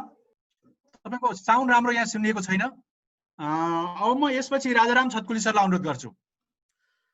हस्, सबैलाई नमस्कार। अब मेरो त छोटकरीमा 2 मिनटमै कुरा सक्छु। एउटा त मलाई सबभन्दा इम्पोर्टेन्ट कुरा के लाग्यो भनेदेखि चाहिँ हामी चाहिँ सिक्वेन्सियली जाने कि जम्प गर्ने कुरा। मेरो विचारमा चाहिँ हामीले धेरै लामो समय प्रयोग गरेर चाहिँ साह्रै नै धेरै कन्सल्टेसन गरेर आएको चाहिँ नेसनल ल्यान्ड पोलिसी छ।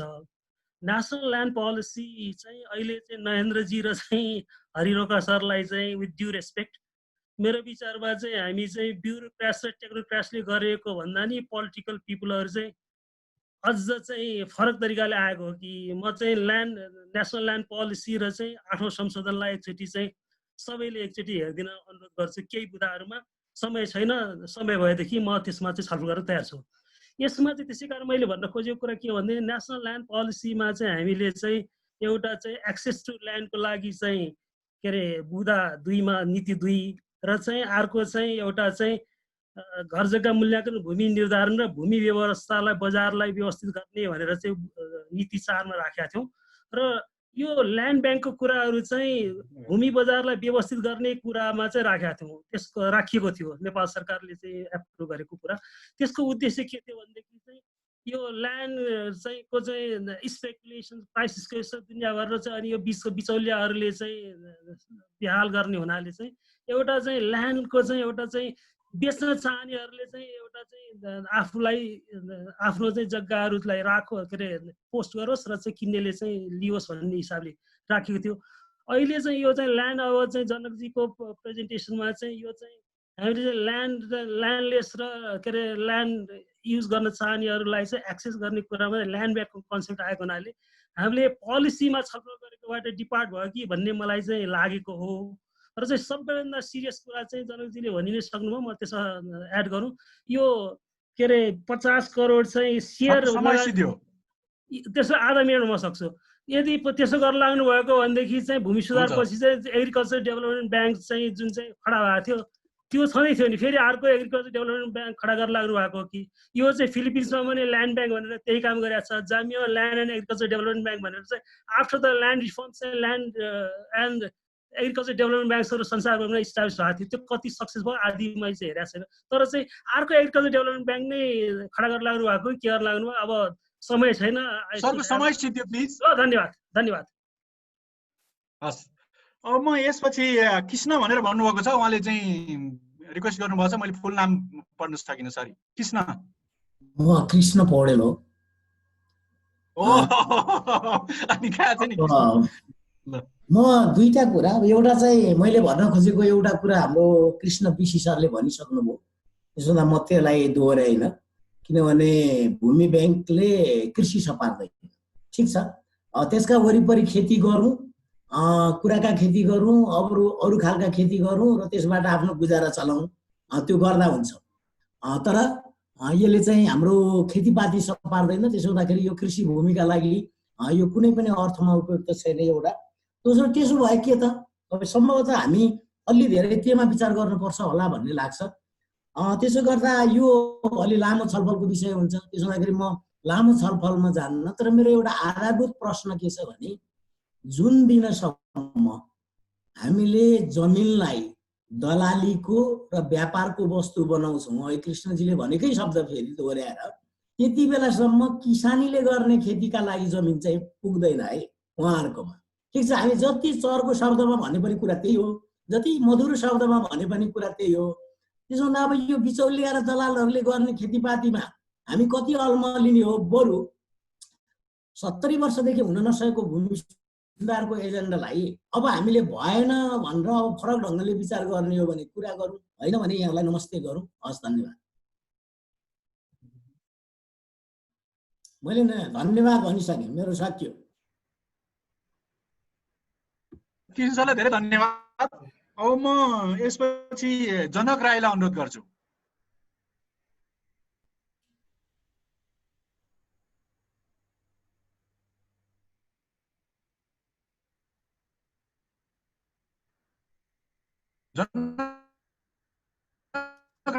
हामी यो सेसनलाई यहाँ क्लोज गरौँ र हामी अर्कोमा जान्छौँ। धन्यवाद। सुरेश काका। हजुर, मेरो छैन, केही पनि छैन, धन्यवाद, म सुनिरहेको छु। जनक राई, जनक राई, महेन्द्र भट्टराई, सरी बलराम भट्टराई। सबलाई नमस्कार। मलाई जनक सरको कुरा सुनिरहँदा र हरि सरको कुरा, हरिदाईको कुरा सुनिरहँदा वास्तवमा म सुदूरपश्चिमको मान्छे, मसँग केही जग्गा छ जनक सर, तपाईँ पनि सुदूरपश्चिमको जस्तो लाग्छ। र मेरै गाउँमा एउटा राजाराम चौधरी जसको एक धुर पनि जग्गा छैन, त्यो मान्छेले मेरो जग्गा कसरी लिजमा लिएर खेती गर्न सक्छ? कसरी उसँग एउटा दुईटा गोरु छैन, दुईटा राँगा छैन। र यो भूमि बैंक जसका लागि भनेर ल्याउनु भएको छ नि, हरुवा, चरुवा, मुक्तकमैया, हलिया, कि साँच्चै उनीहरूले यो प्रक्रियामा सामेल भएर त्यो जग्गाको त्यो जटिल प्रक्रियामा सामेल भएर पैसा तिरेर जग्गा भाडामा लिएर उत्पादन गरेर त्यो भाडा तिर्न सक्छन्? जनक सरलाई क्वेसन। र अर्को कुरा के भने यो स्थानीय सरकार भनिएको छ, कति स्थानीय सरकारसँग समन्वय गरेर यो प्रोग्राम ल्याइयो? एउटा प्रश्न। र अर्को प्रश्न के भने नेपालमा अहिले 25% मान्छे भूमिहीन छन् र त्यो 25% मान्छे सबै खेतीमा छन्, खेती गर्न सक्छन्। अब त्यो खेती गर्न सक्ने मान्छेले सँग न त राँगा छ, न गोरु छ, न ट्र्याक्टर छ, न इन्कमको स्रोत, केही वैकल्पिक इन्कमको स्रोत छ। अब उनीहरूले कसरी खेती गर्न सक्छन्? कसरी सम्भावना छ? त्यसले गर्दा देखिएको कुरा के हो भने यो फेरि जग्गावाला, अलि धेरै जग्गा भएको मान्छे र गाउँमा अलिकति थोरै जग्गा भएको मान्छेको बिचमा फाइदा पुर्याउने र अधिया बटैया जोतेर जो साँच्चै अर्काको घरमा काम गरेर खाने मान्छेहरू छन्, तिनीहरूलाई कसरी लाभ हुन्छ? त्यसले गर्दा सरकारले के प्रश्न भनिदिनु पर्यो भने, सरकारले के प्रश्न भनिदिनु पर्यो भने यो बैंकको मात्रै नियत हो, कमाउने मात्रै नियत हो, भूमिपतिहरूलाई लाभान्वित गर्ने गरी ल्याइएको प्रोग्राम हो, या गाउँमा 3-4 बिघा जग्गा भएकोलाई लाभान्वित गर्ने गरी ल्याइएको हो भने त्यो प्रश्न भनेर यही हो, हामी फाइदाका लागि गर्दैछौँ भनिदिनु पर्यो। होइन भने सिराहामा 4 गाउँ ब्लकको जग्गामा 3 धुरमा जग्गामा घर बनाएर बसेको हरुवा चरुवा कसरी लाभान्वित हुन्छ, यो योजनाबाट त्यो सरले भनिदिनु भयो भने समय सिद्धियो। सके सर, मैले धन्यवाद। हस्, धन्यवाद। अब म नरेन्द्रजीलाई अहिलेको बाँकी रहेको कुरा 2 मिनटमा भन्न अनुरोध गर्छु। नरेन्द्र खड्का। Hello, 2 minute. धन्यवाद। मेरो मोड चाहिँ खास छैन है, धेरै चाहिँ साथीहरूले भनिसक्नु भएको छ। नियमित प्रक्रियामा यो समग्र प्रक्रियामा किसान सङ्घ सङ्गठन, राष्ट्रिय किसान सञ्जाललाई सरकारले, मन्त्रीका वरिपरि घुम्ने दलालहरूले हामीलाई सहभागी गराएनन्। यसप्रति हाम्रो गम्भीर आपत्ति छ। यत्रो चाहिँ 1951 देखि किसान आन्दोलन सुरु गरेर आएका हामी त्यो चाहिँ पार्टीका आधिकारिक धारणाहरूलाई सङ्घर्ष मार्फत, अरू मार्फत चाहिँ लागू गर्ने मान्छेहरू हौँ। हामीलाई यो समग्र प्रक्रियाबाट बाहिर राखिएको छ। पहिलो म त्यो समग्र प्रक्रियालाई नै मुर्दाबाद भन्न चाहन्छु, किनभने अब यो व्याख्या गर्दा धेरै लामो हुन्छ, त्यो त जान आवश्यक देख्दिनँ। दोस्रो कुरा, नीतिगत ढङ्गले तपाईँहरूले भूमि बैंकका कुरा ल्याउनु भयो, अनि एडिएस पनि ल्याउनुहोस् न। एडिएसमा के भनेको छ? पहिला त यसको नियतै भूमि सुधारमा जे माग हामी राख्छौँ तिनलाई क्रस गर्ने मागहरू तपाईँहरूले भूमि बैंकमा राख्नु भएको छ। त्यसैले यो भूमि सुधारलाई प्रोहिबिट गर्न खोज्दै हुनुहुन्छ, एउटा। दोस्रो कुरा, तपाईँहरू जे गर्न लिजिङको कन्सेप्टमा ल्याउनु भएको छ, लिजिङ भूमि सुधार पछि गर्ने कुरा हो, दोस्रो। तेस्रो कुरा, भूमि स्वामित्वको अन्त्य गरेर भूमिलाई समाजवादी क्रान्तिको नारा अन्तर्गत निजी स्वामित्वबाट सार्वजनिक स्वामित्वमा रूपान्तरण गरेर अनि खेती गर्न चाहने मान्छेलाई लिजिङमा दिने कुरा हो। समाजवादी विचार त्यो गर्ने फेरि कसले हो? भूमि बैंकले होइन, नेसनल ल्यान्ड लिजिङ कर्पोरेसनले हो। जुन कुरा तपाईको विश्व बैंक, तपाईको युरोपियन युनियन, तपाईका सबै पुँजीवादी चाहिँ गुरुहरू जो छन् तिनीहरूले समेत सही गरेको एग्रिकल्चर डेभलपमेन्ट स्ट्राटेजीमा क्लियरली लेखेको छ त, नेसनल ल्यान्ड लिजिङ कर्पोरेसन भनेर लेखेको छ। पहिला भूमि सुधार गर्ने, भूमि सुधार पछि उत्पादन र स्वामित्वका आधारमा जब चाहिँ भूमि सुधारले व्यवस्थित गरेको हदबन्दी भित्र त्यहाँ 2-3टा कुराहरू छन्। एउटा, खेती नगर्नेहरूको जमिनमा खेती बराबरको पैसा चाहिँ तपाईको जरिवाना गर्ने पहिलो व्यवस्था छ। दोस्रो, जमिनवालाहरूले नियमित रूपमा चाहिँ जमिनको तपाईको क्षति तिरेर बसे उनीहरू त्यसपछि नि खेती गर्नन् भनेपछि तिनीहरूको जमिन चाहिँ अधिग्रहण गर्ने कुरा छ। त्यसपछि अनुपस्थित चाहिँ भूस्वामीहरू जो बाध्य छन् तिनीहरूको जमिनलाई चाहिँ हदबन्दीभित्रको जमिनलाई लिजिङ गरेर लैजाने कुरा छ, जुन चाहिँ ल्यान्ड लिजिङ कर्पोरेसन अन्तर्गत भूमि सुधार पछि गर्ने कुरा। यो अहिले चाहिँ भूमि ब्याङ्क किन ल्याइँदैछ? अघि एकजना साथीले भन्नुभयो नि, जो भूमिहीन छ, जो गरिब छ, जो खाने कुरा छैन, उसले भाडा तिरेर खेती गरेर अनि भूमि ब्याङ्कको पैसा तिर्न सक्छ? सक्दैन। भनेपछि त्यो ठुला ठुला कर्पोरेट हाउसहरूलाई जमिन दिने बाटो खोलिँदैछ।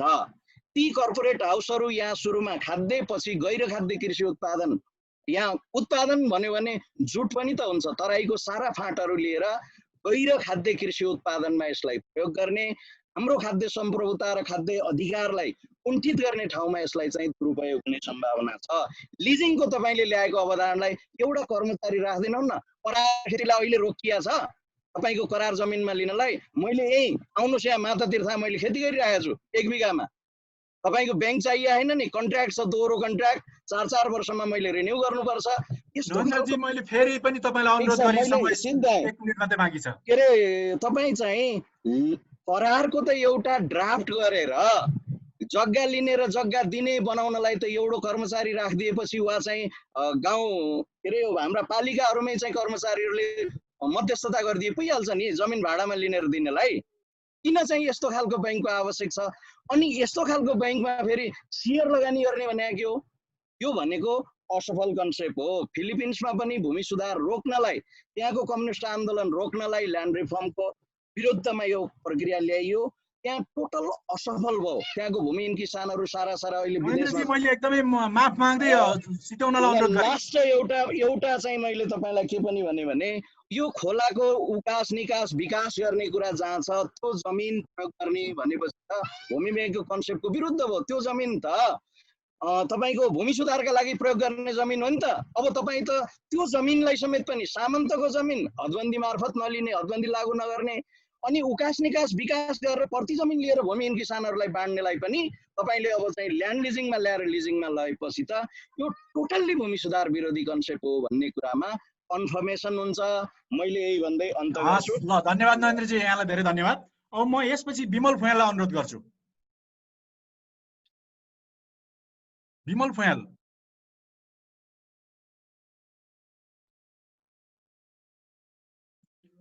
विमल फुयाल। म्युट छ सर, म्युट छ। विमल सरको नि म्युट छ? म्युट छ, म्युट छ। हजुर नमस्कार सबैजनालाई। सुनियो? सुनियो।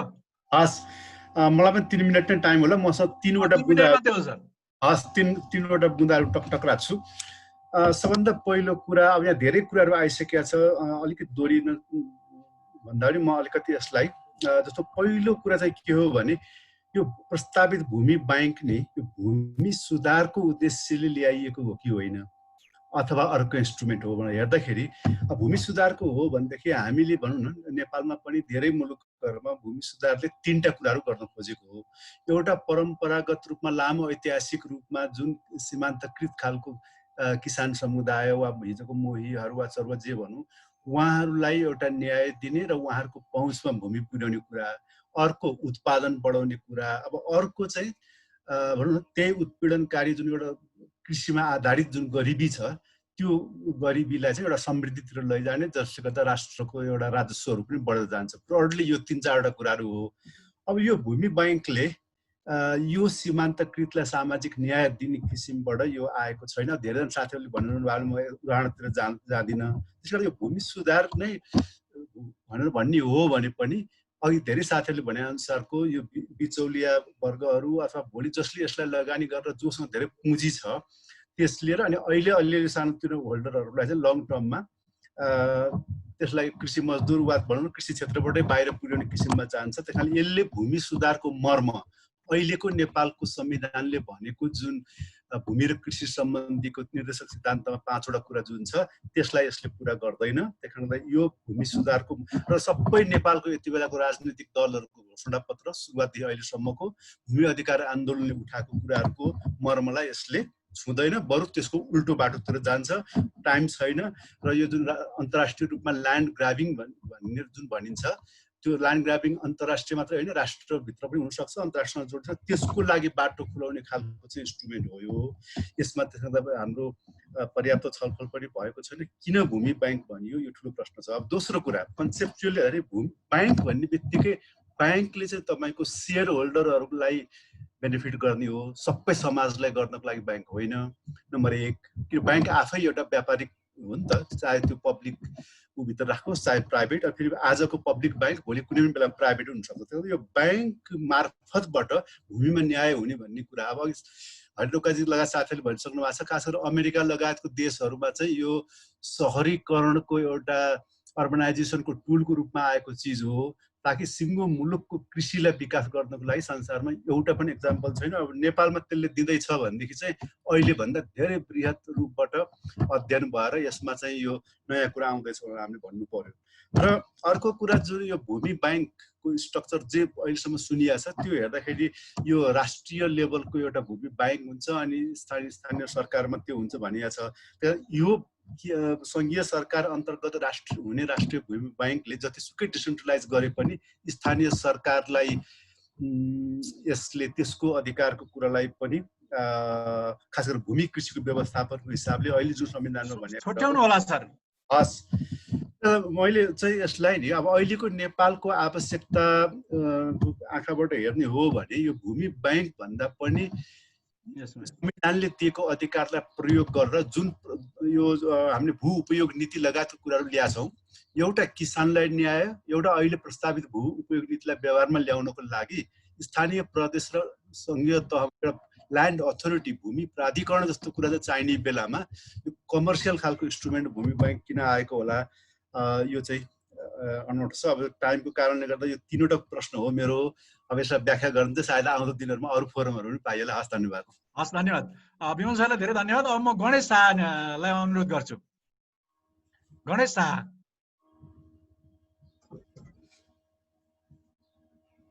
हुनुहुन्छ?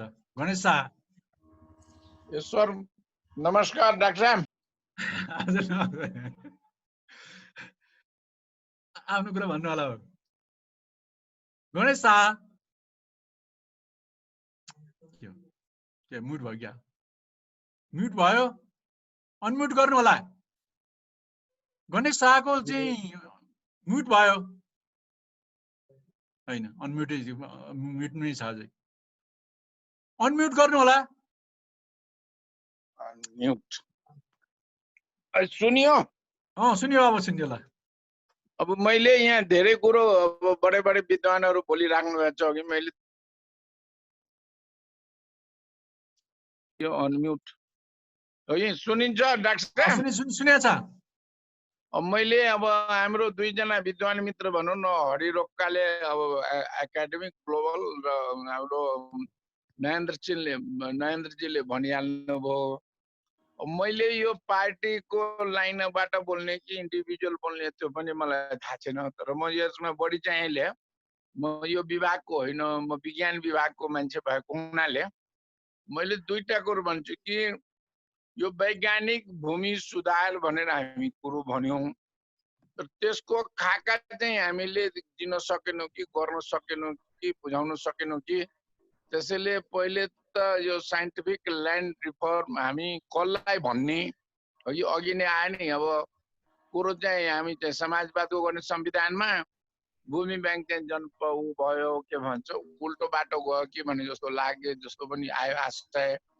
त्यसैले हामीले भन्दै आएको एउटा टर्मोलोजी के हो भने भूमि बैंकहरू भन्दा पनि अब त्यो मैले बुझेको छैन यसको। तर के हो भने यो वैज्ञानिक भूमि सुधार हामी के हो र कसलाई अगाडि बढाउनु पर्छ, कुन दिशामा अगाडि बढाउने भने एउटा वर्कआउट गरौँ।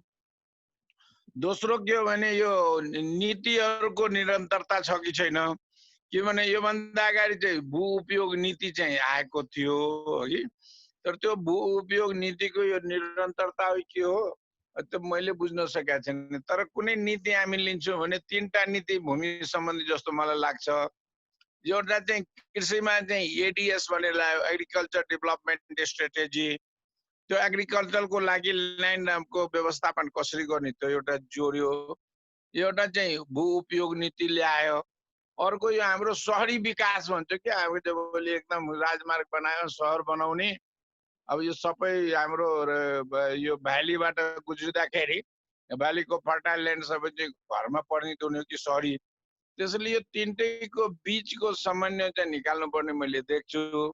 र यो सबैको लागि चाहिँ मैले चाहिँ भूमिको ल्यान्डको डिजिटलाइजेसन गर्नेतिर चाहिँ अहिलेको चाहिँ पहिलो एउटा आवश्यकता हो जस्तो लाग्छ। अब यो विषयमा अब जगत राज साहब, हरिरोकाहरू काम गरिराख्नुहुन्छ। मेरो तपाईँहरूको काममा चाहिँ मेरो शुभकामना छ, सहभागी चाहिँ भइरहन्छु। म चाहिँ किन बोलाउनु पनि भन्दैन, किन यो के पनि भन्नेको पनि भन्दैन। यो जिम्मेवार म त्यति विषयको ज्ञाता नभए पनि एउटै के हो, नीतिगत रूपमा चाहिँ वैज्ञानिक भूमि सुधार हुनुपर्छ। आवास, खेती सबै थरीको चाहिँ हाम्रो जलवायु परिवर्तन, बायोडाइभर्सिटी सब संरक्षण गर्ने हुनुपर्छ भन्ने नीतिगत कुरा मात्र मैले भने। अब उमेद डाक्सा पनि हुनुहुन्छ, उहाँले अलिकता यसमा चाहिँ बढी प्रभाव पार्नु होला भन्ने भन्न चाहन्छु। धन्यवाद। हस् गणेश शाहज्यूलाई धेरै धेरै धन्यवाद। अब म अन्तिम सेसनमा जान्छु र यसमा आफ्नो प्रश्नहरूलाई त्यसको छोटो उत्तर राखिदिन, 3 मिनटमा आफ्नो उत्तर राखिदिन हरिरोकालाई अनुरोध गर्छु। हरिरोका, उठेका प्रश्नको 3 मिनटमा। हजुर, म 3 मिनटमा म आफ्ना कुराहरू राखिसक्छु। पहिलो कुरा त यहाँ अघि धेरै कुराहरू आए, तर अब मलाई सोधिएका कुराहरू मध्येमा एकजना हाम्रो सरले, अहिले अफिसियलै सरले हामी तपाईँको चाहिँ म भूमि यो उपयोग कसरी गर्नुपर्छ भनेर जुन भू उपयोग नीति आछ वा कानुन आछ, त्यो कानुनको समग्रमा म तपाईँको विरोधी होइन। यो कुरा उहाँले बुझ्दा हुन्छ। हामीले तपाईँको चाहिँ भू उपयोगलाई तपाईँको व्यवस्थित गर्नुपर्छ भन्ने कुरा हो। तर कुरा चाहिँ ल्यान्ड टु द टिलर वा जनतालाई भूमि कसरी उपलब्ध गराउने भन्ने खालको कुरा, वा तपाईँको जोत्नेका हातमा कसरी जमिन हुनुपर्छ भन्ने कुरा मात्रै कुरा हो। अब अर्को एउटा प्रश्न पनि आएको थियो, त्यो अघि कुराकानीहरू गर्दै जाँदाखेरि हामी कहाँ तपाईँको चाहिँ यो खास गरेर 2011 को यो सेन्ससले चाहिँ के भन्छ भन्दाखेरि कति बाँझो छ जमिन भन्ने खालको हिसाब किताब गरेर छ। एउटा चाहिँ तराईमा तपाईँको चाहिँ 0.6%, 0.6% यो भन्नाले 7200 हेक्टर बाँझो देखिन्छ। यो 2011 को होइन। अर्को चाहिँ तपाईँको 2000 यो चाहिँ मध्य पहाडमा 2.5%, यो चाहिँ 18600 हेक्टर चाहिँ नि त बाँझो देखिन्छ। त्यसपछि आएर तपाईँको चाहिँ माउन्टेनमा 3% अर्थात् 5300 हेक्टर बाँझो छ। ओभरअलमा तपाईँको चाहिँ 1.4% बाँझो देखिएको। त्यस कारणले यति थोरै बाँझो जमिनलाई तपाईँको चाहिँ ब्याङ्कमा कलेक्सन गरेर वितरण गर्ने भन्ने खालको कुरा चाहिँ थियो, खट्टा मात्रै कुरा हो। त्यसले तपाईँको चाहिँ ल्यान्ड रिफर्म हुँदैन या तपाईँको जमिन वितरण हुँदैन। तर त्यही कुरा के भन्दाखेरि सामान्य मान्छेको हातबाट उनीहरूलाई बेदखली गराएर ब्याङ्कमा जम्मा गर्न लगाएर अनि कर्पोरेटरको हातमा पुर्याउने तपाईँको ल्यान्ड ब्याङ्किङहरूले अहिलेसम्म गरेका काम त्यही हो। खास गरेर अमेरिकन ब्याङ्कहरूमा देखिएका कुरा ती हुन्। सरले, एकजना सर जुन हाम्रो मन्त्रालयको सरले मलाई अघि सोध्दै हुनुहुन्थ्यो के हुन्छ त अल्टरनेटिभ भन्दा, अल्टरनेटिभ भनेको त भूमि सुधार नै हो। त्यसको भूमि सुधारको अर्को केही अल्टरनेटिभ हुँदैन। भूमि सुधार भनेको हामीले अहिले गर्ने भूमि सुधार 4वटा प्रकारका भूमि सुधार संसारभरि भएको छन्। त्यो मध्येमा तपाईँको चाहिँ उत्कृष्ट किसिमको भूमि सुधार पूर्वेली भूमि सुधार नै हो। पूर्वेली भन्नाले तपाईँको जापानिजहरू, तपाईँको चाहिँ कोरियनहरू र ताइवानिजहरूले गरेको भूमि सुधार, र यसमा तपाईँको चाहिँ थप अहिले चाहिँ पछिल्लो चरणमा केरलामा गरेको भूमि सुधारलाई नै तपाईँको चाहिँ सबभन्दा आधारभूत भूमि सुधार मानिन्छ, जसले प्रोसेसिङ इन्डस्ट्रीको कुरा, त्यहाँबाट कन्ज्युमर उद्योगको कुरा, त्यसपछि क्यापिटल इन्डस्ट्रिजमा पुर्याउने कुरा, र त्यसका लागि तपाईँको चाहिँ क्यापिटल एकुमुलेसन चाहिँ कृषिबाटै हुँदै जान्छ र त्यसले नै व्यवस्थापन गर्न सक्छ वा त्यो सँगै जोडेर लैजान सकिन्छ भन्ने कन्सेप्टबाट गर्न सक्छ। सिद्ध्याउनको लागि मैले अनुरोध गरेँ। हजुर, सक्यो। हस्, हरिरोका सरलाई धेरै धन्यवाद। अब म भूमि व्यवस्था मन्त्रालयका सहसचिव जनकराज जोशीलाई, उहाँलाई 5 मिनट समय, उहाँलाई धेरै प्रश्नहरू छन्, उहाँलाई 5 मिनटको समय। जनकराज सर धन्यवाद। मैले उत्तर दिनुपर्ने मलाई लाग्छ, मैले कुनै कुरा यहाँ डिफेन्ड गरिरहेको र म त्यसको सबैको जवाब दिउँ जस्तो मलाई लागेन। तथापि केही कुराहरू जुन कुरा यहाँ उठे तर जुन कुरा मेरो प्रेजेन्टेसनमा थिएन ती कुरा बढी उठे र मलाई के लाग्यो भने विद्वान महानुभावहरूले मैले गरिरहेको कुरा सुन्या भए अझ राम्रो हुन्थ्यो। प्रिजुडिस माइन्डबाट घरबाट बोकेर ल्याएको विचार यहाँ ल्याएर बोल्नु भयो जस्तो मलाई लाग्यो। जस्तो उदाहरणको लागि मैले सुरुमै के भने कुनै पनि अन्तर्राष्ट्रिय अभ्यासभन्दा हाम्रो नौलो र मौलिक छ एक। अब त्यसो भइसकेपछि हामीले यो फिलिपिन्सको अथवा अमेरिकाको अथवा अन्तको कपी गरेर कर्पोरेट सेक्टरको ल्यान्ड ब्याङ्क खोल्न खोजेको होइन भनेर मैले 3 चोटि त्यहाँ भनेको छु। यो कर्पोरेट मोडेल होइन, यसमा हामी नाफामुखी होइनौँ, हामी व्यापारमुखी होइनौँ। हामीले स्थानीय तहमा स्थानीय तहकै जग्गा स्थानीय तह मार्फत भूमिहीन अथवा साना किसान अथवा पहुँच नभएका व्यक्तिहरूको पहुँच पुर्याउने उद्देश्य हामीले राखेका छौँ भनेर भन्यौँ भने त्यो कुरा कसले सुनिदिनु भयो त? घरबाट विचार बोकेर ल्याएर त्यही कुरा राख्नुभयो। दोस्रो कुरा, अब नहुनेले कसरी पाउँछ? नहुनेले पाउनका लागि नै हामीले बनायौँ। जस्तो चौधरी, एउटा कैलालीको चौधरीले कसरी पाउँछ? उसको 1 धुर पनि जग्गा छैन हो, त्यसैका लागि स्थानीय तहले गर्ने भनेर भनेको छ। स्थानीय तहले त्यस्ता ती चौधरी जस्ता 1 धुर पनि नहुने व्यक्तिहरूको निवेदन माग्छ अनि त्यसपछि उसको प्रायोरिटी लिस्ट छ। कोसँग जग्गा छैन, कोसँग कम छ, कसले चाहिँ उपयोग गर्न चाहेको छ, न कि कसले बढी पैसा तिरेर ल्यान्ड होल्ड गर्न खोजेको छ, ल्यान्ड ग्र्याब गर्न खोजेको छ, त्यो होइन। त्यसो भए हुनाले त्यो नहुने वर्गको पहुँचमा पुर्याउन पर्यो भनेर हाम्रो यहाँ कन्सेप्ट छ। तेस्रो कुरो, अब हामीले चाहिँ त्यसरी त्यो सबै जम्मा गरेर एउटा कर्पोरेट व्यक्तिको हातमा दिने भन्दा पनि सरकारले तोकेको लिस्ट अनुसार दिन्छ हामीले भन्यौँ। त्यसमा नाफाको कुरो कहाँ रह्यो र त्यसले चाहिँ त्यसरी हुन्छ भन्ने कुरा छैन। जसले खेती गर्छ उसले उपलब्ध गराउँछ। यो कुनै सेन्ट्रल एउटा ब्याङ्क र त्यसका शाखाहरू सबैतिर खोलेर त्यसको चर्को ब्याज अथवा जसले बढी पैसा तिर्छ उसलाई तिरेर गर्ने अथवा उसलाई रेन्टमा दिने, उसले चाहिँ उत्पादन भए पनि नभए पनि उसले रेन्ट तिरिरहनु पर्ने भन्ने होइन। जुन दिनदेखि त्यहाँ राखेको जग्गा त्यो भूमिहीन सुकुम्बासी अथवा अर्को त्यो भूमि नहुने किसानले उपयोग गर्न सुरु गर्छ, ब्याङ्कमा राख्छ होइन।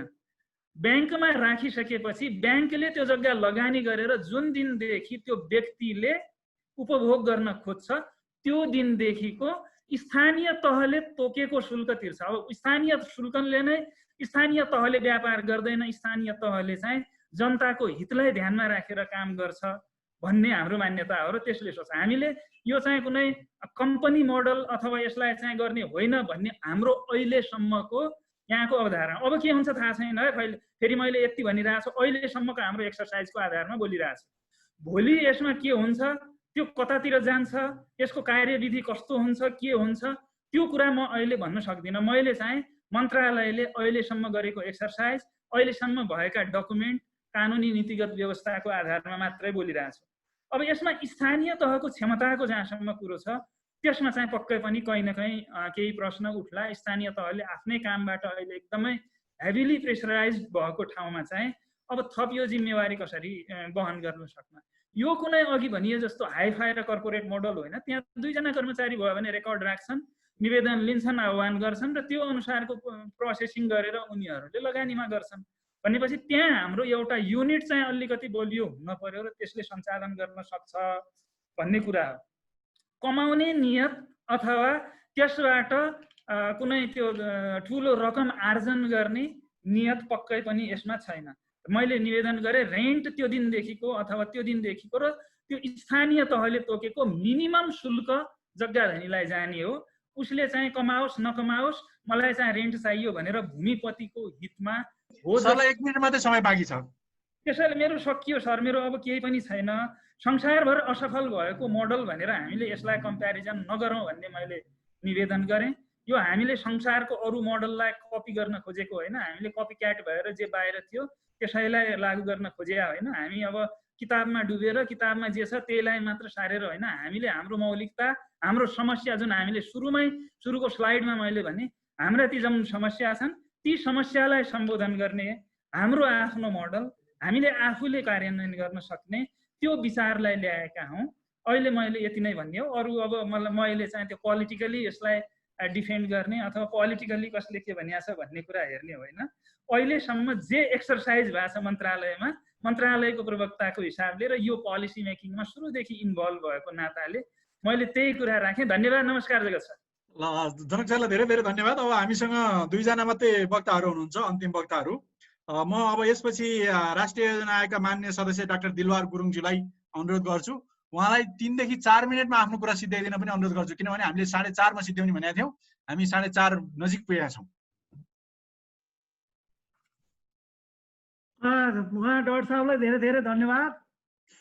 अनि यहाँहरू सबैलाई म हार्दिक नमस्कार र अभिवादन गर्न चाहन्छु। सबभन्दा पहिला त यो CRC ले आजको एकदमै चाहिँ महत्त्वपूर्ण डिस्कोर्स, एकदमै गहन विषयमा विज्ञज्यूहरू, विद्वानज्यूहरू, के अरे अनुसन्धान कर्मीज्यूहरूको चाहिँ कुरा सुन्ने र सिक्ने मौका, सुन्ने र सिक्ने मौका पाएँ। र मैले अब मलाई लागेको चाहिँ म धेरै पनि होइन, 2-3टा कुराहरू। पहिलो कुरो त म अब यो हाम्रो भूमि व्यवस्था तथा सहकारी गरिबी निवारण मन्त्रालयको सहसचिवज्यूको चाहिँ प्रेजेन्टेसन र भनाइलाई धेरै जसो भनेर समर्थन गर्दै मैले केही कुराहरू मात्रै राखेँ। म चाहिँ फिलिपिन्समा पढ्दाखेरि 4 वर्ष ल्यान्ड ब्याङ्कबाटै पैसा निकालेर पढेँ, तर त्यो ल्यान्ड ब्याङ्कको विषयमा मलाई केही पनि थाहा थिएन। हामीले चाहिँ आजको यो मलाई लाग्छ यो डिस्कोर्स चाहिँ यो छलफलबाट कसरी अगाडि बढ्नुपर्छ भनेर चाहिँ यो जगतजीहरूले चाहिँ सरकारलाई पनि के सुझावहरू पक्कै पनि दिनुहुन्छ र यो फलदायी नै हुन्छ। र एउटा चाहिँ हामीले अब यो धेरै कुराहरू आइसकेको छ, कृषिको विषयमा यहाँहरू सबै विज्ञ हुनुहुन्छ। त्यसो भएको हुनाले अब यो 15औं योजनामा हामीले चाहिँ यो 15औं योजनामा भूमिको भूउपयोग नीति बमोजिम, क्षमता, उपयोगिता र आवश्यकताको आधारमा भूमिको वर्गीकरण, उपयोग सुनिश्चित गरी उत्पादन वृद्धि गर्ने र कृषि जमिनको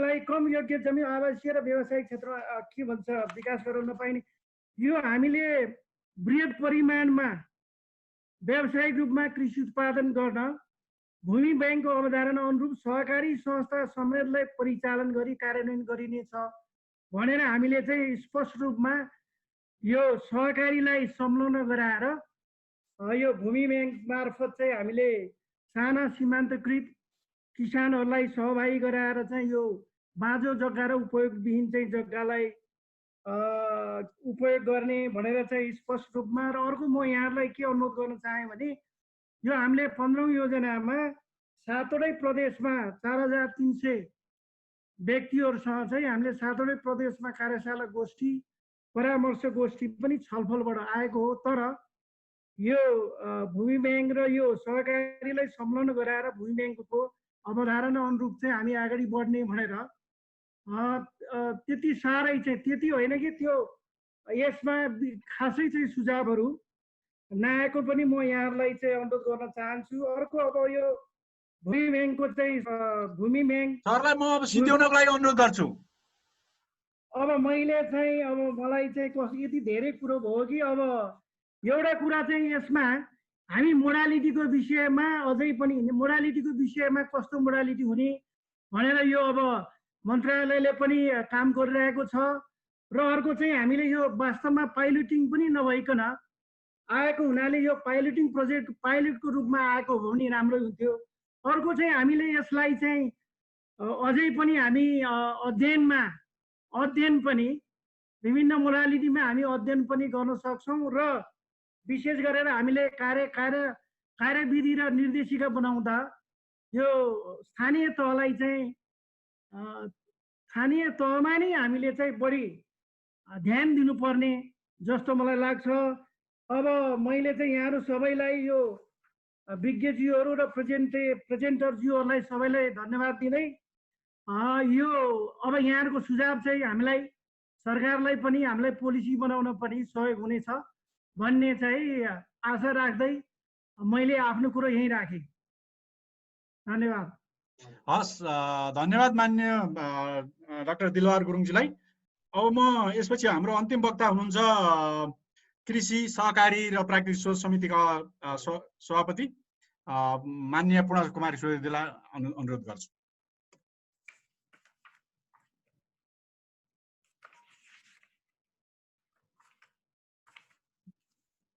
माननीय पूर्ण कुमारी सुवेदी।